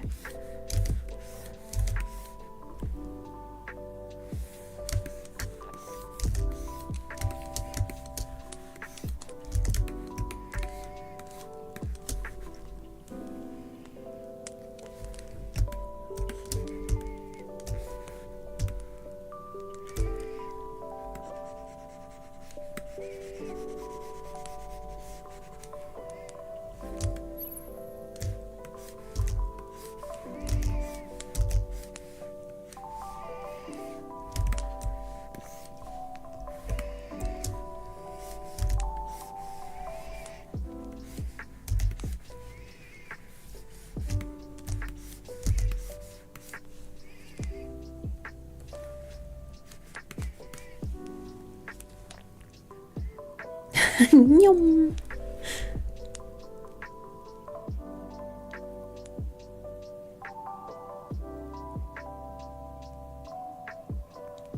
Oh, thank you, Papaya. Yeah, I forgot who suggested to put the Miku in there, but she's very, very cute. My dog, he smacked you. He was spooked. You spooked him. Oh my goodness.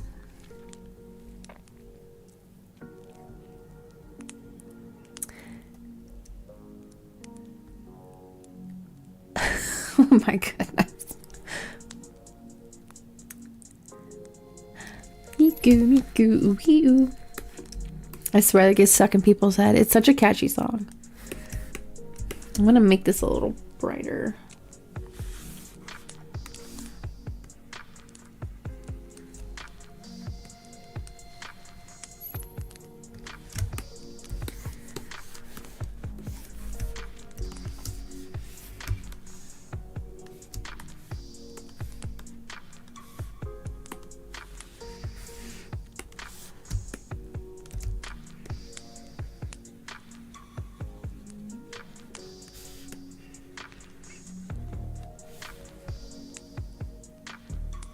My goodness, this is such an such an interesting piece. I don't even know what to think about it. Besides, this must have been a very fun illustration to make, which it was. Let's see, I need these. Make them a little bolder.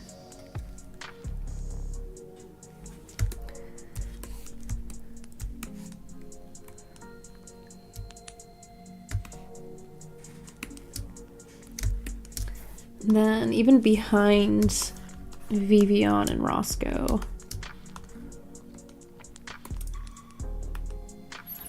Layer 179. If I could draw very quickly a picture of me just laying down being like 179 layers later. Like, oh wow.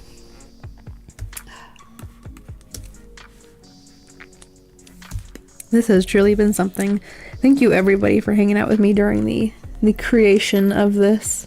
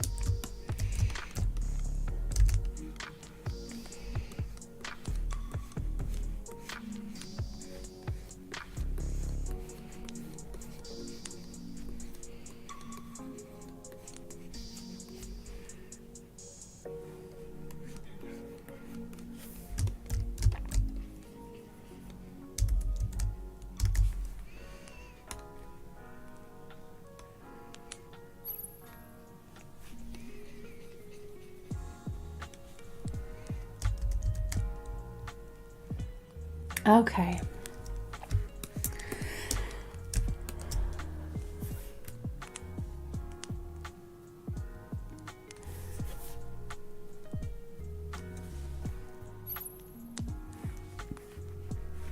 I want to change that line around Saturn. Maybe be a little lighter than the surface.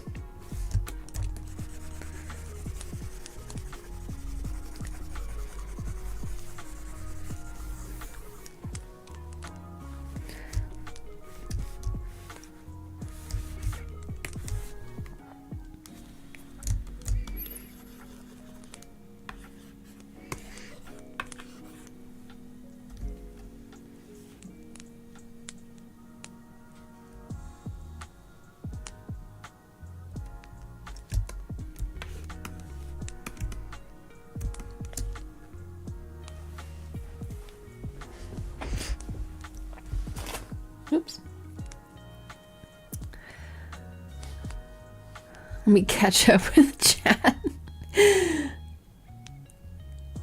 Yes, 179. I'm like, if I did not organize these into folders, I would be lost. Absolutely. Absolutely lost. Yeah, I wonder if it's your keyboard maybe into. I can't remember if that was a problem or not in the past. Okay, I am saving this thing, and I think I'll go back to the drawing that I started off the stream with. Okay, Control Shift. I'm gonna save the unflattened version of this, and then I'll save it as a PNG. There we go. It is all good and saved. I'm moving over here. They are endangered message. What is?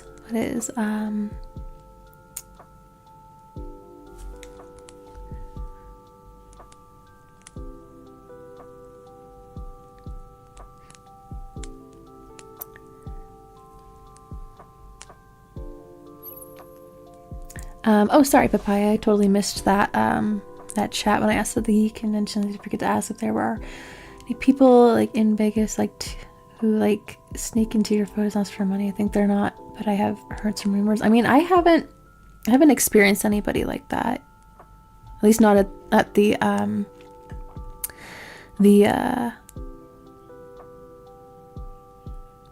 oh, you're done and dumb. Gotcha. Okay.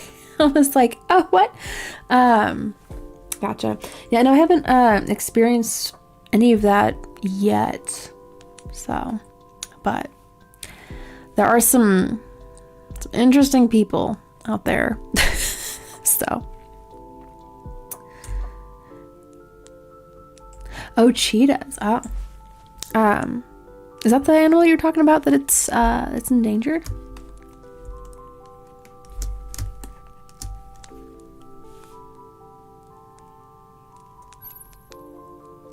When I was at Busch Gardens, there was a cheetah exhibit right next to the cheetah roller coaster, and I guess they get used to the sound of it.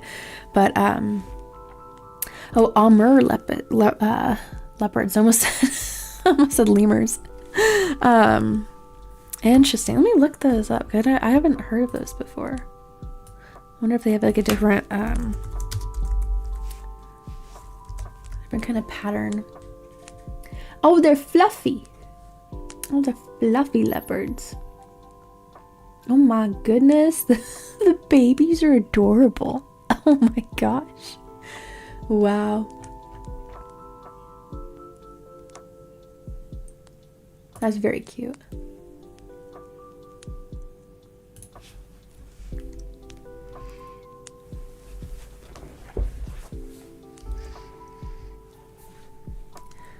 I'm trying to create past the lion. Jeez, Spank. Oh my gosh. Good luck. Surely they won't smell anything. No. No, no.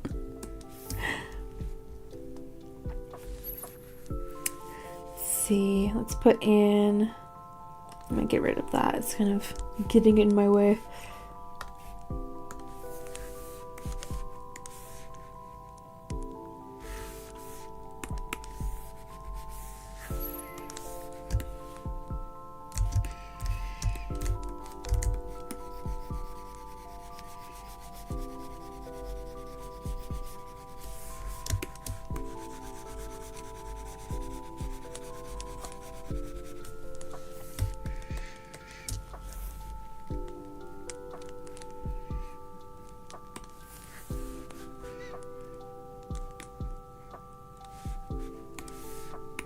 I'm going to turn on the randomizer for this brush here.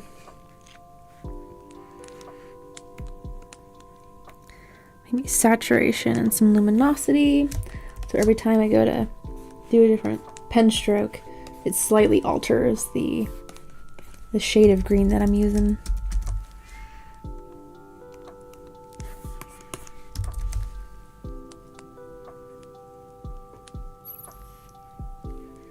Oh, I do enjoy the safaris whenever I'm able to. Mostly just learning about the animals and like seeing them with my own two eyes, so.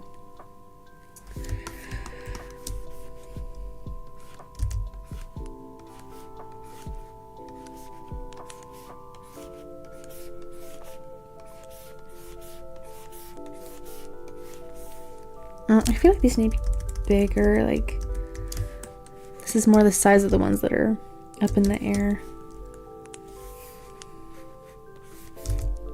It's like these ones are gonna be blurred out.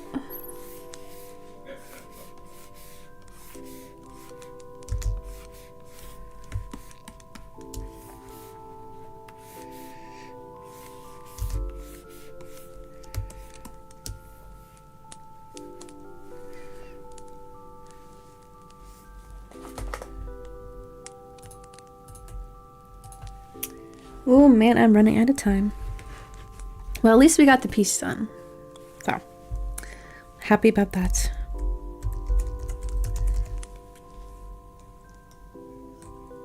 Thank you, Spank. And Into. Gumi! Don't tempt me. I'll make a Gumi cover of a Michael Jackson song, okay? The kid is not my son. Can you imagine Gumi singing that? Oh my goodness.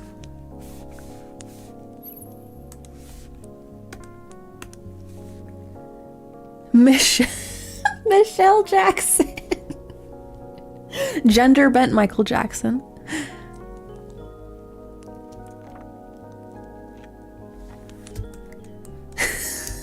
But she says, I am the one. Oh. I'm gonna have it, I'm gonna do another larger batch of these.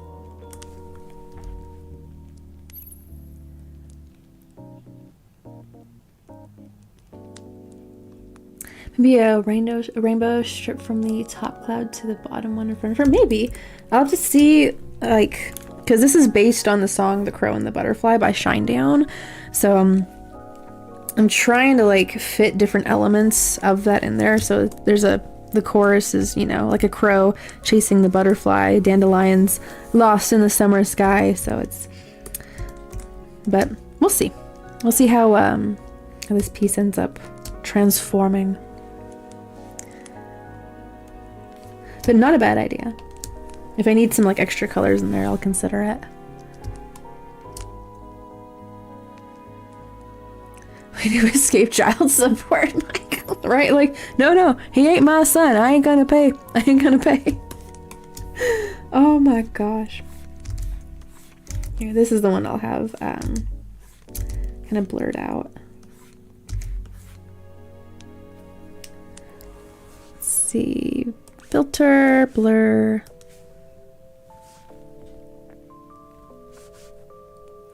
Let's put another blur on that. Okay, we'll do another one.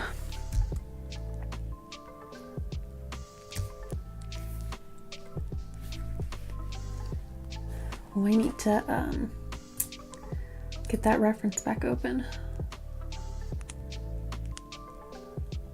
It's gonna be a lot of yellows in this.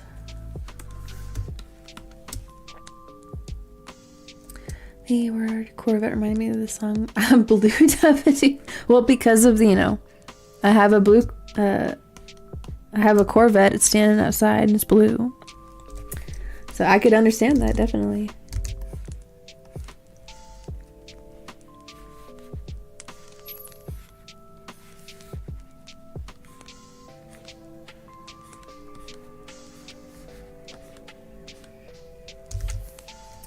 All of these are above the character.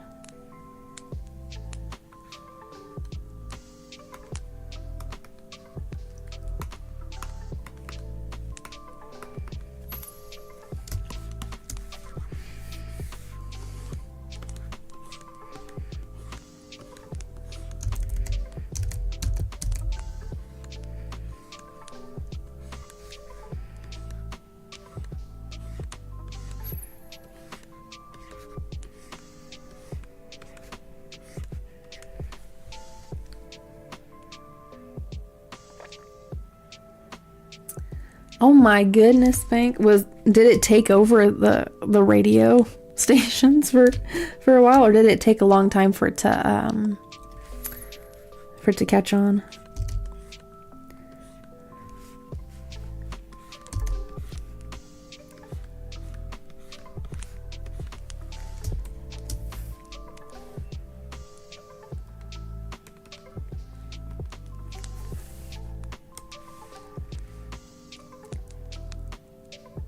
Red Corvette.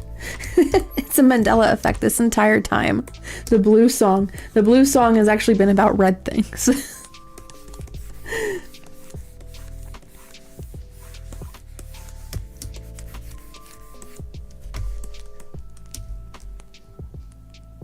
Have you heard these brain rats?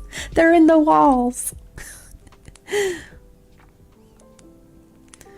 Have you heard these brain rots? Oh my goodness. Song Killing Butterflies by I haven't heard that one actually. All the alternative stations definitely overplayed it. Oh my gosh. To the point where people are like, I don't want to hear this no more, please. Please spare us.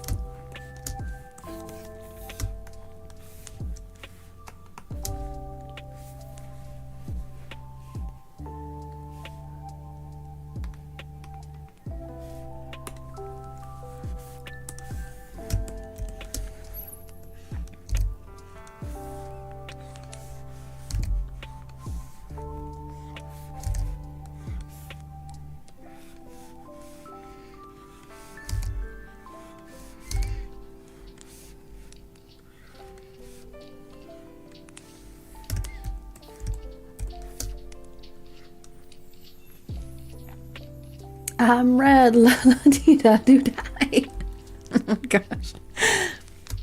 Right, like different variations. I'm green, I'm purple. I don't know if the purple one would work that well with like symbols or syllables.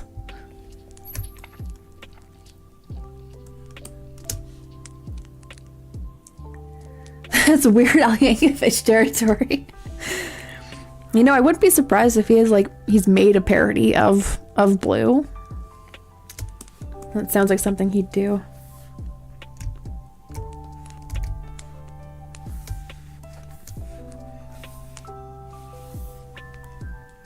Alrighty guys, this is gonna be the end of my show for tonight, but I'll be back tomorrow evening.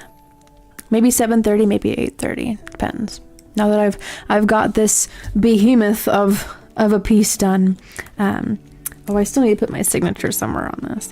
I'll do that very quickly here. But thank you very much, everybody, for hanging out with me tonight. I do appreciate each and every one of you. Let me just throw my signature on here. Which font do I usually use? It's not Advent Pro. I think it's Frente or something. It's not that one. I have too many fonts that I hardly ever use. I swear, I think it's down here. Not Nexo. It is, I think it's Frente. And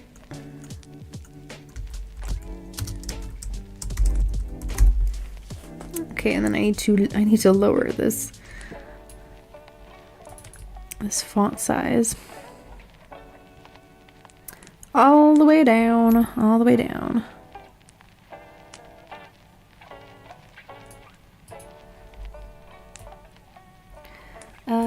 Let's put this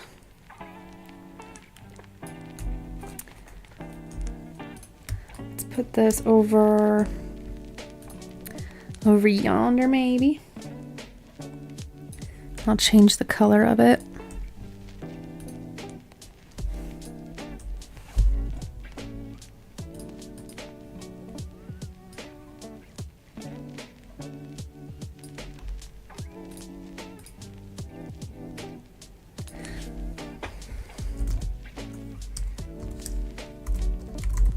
Okay.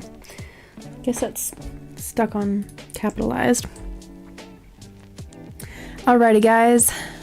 It's going to be the end of my show for the night. Let me just save that again, because now it's got a signature on it, actually. Good night, Josiah, Honeybun, Into, Spank. Anybody else that might be lurking in the chat, like Dun and Dom and or slash Papaya. Maybe Machinist is lurking. Maybe Troy or Julie. Anybody that was in here. I hope that you all had a good time hanging out with me. I'll be seeing you guys tomorrow. Let me plug my usual things. If you want to see more artwork, be sure to check the DeviantArt link there. It's all organized into folders. At least it should be. I got a Twitter account you can follow if you feel inclined to do so. Help me in chat. Oh my goodness. You guys are so funny with your antics. I look up, I'm just like, what? What in the world? I got a link tree if you guys are interested in checking out any links that I've got in there. And commissions are going to open up soon to the portrait sketches, so gonna be doing those here soon, opening them up. So but yes, all right, guys. Cool words are diaphanous, allophorus, appreciate, chide, and circadian. Oh, yes, the circadian rhythm. Yes. Alrighty. Yes, goodbye to you as well, Yua. I am heading on out. I'll be back tomorrow at like either 7:30 or 8:30. I haven't decided yet, but I'll be back nonetheless. So I'll likely be working on this piece some more, considering that I'm going to be like hell-bent on finishing the cover. I'm just like, I need to hear this chorus. It's such a beautiful song. If you guys haven't heard The Crow and the Butterfly by Shinedown, please check it out. It is such a pretty song. So yeah, anyway, this is going to be the end of my show for the night. I hope to see you guys again tomorrow. And until then, stay vibing, everybody. Bye-bye.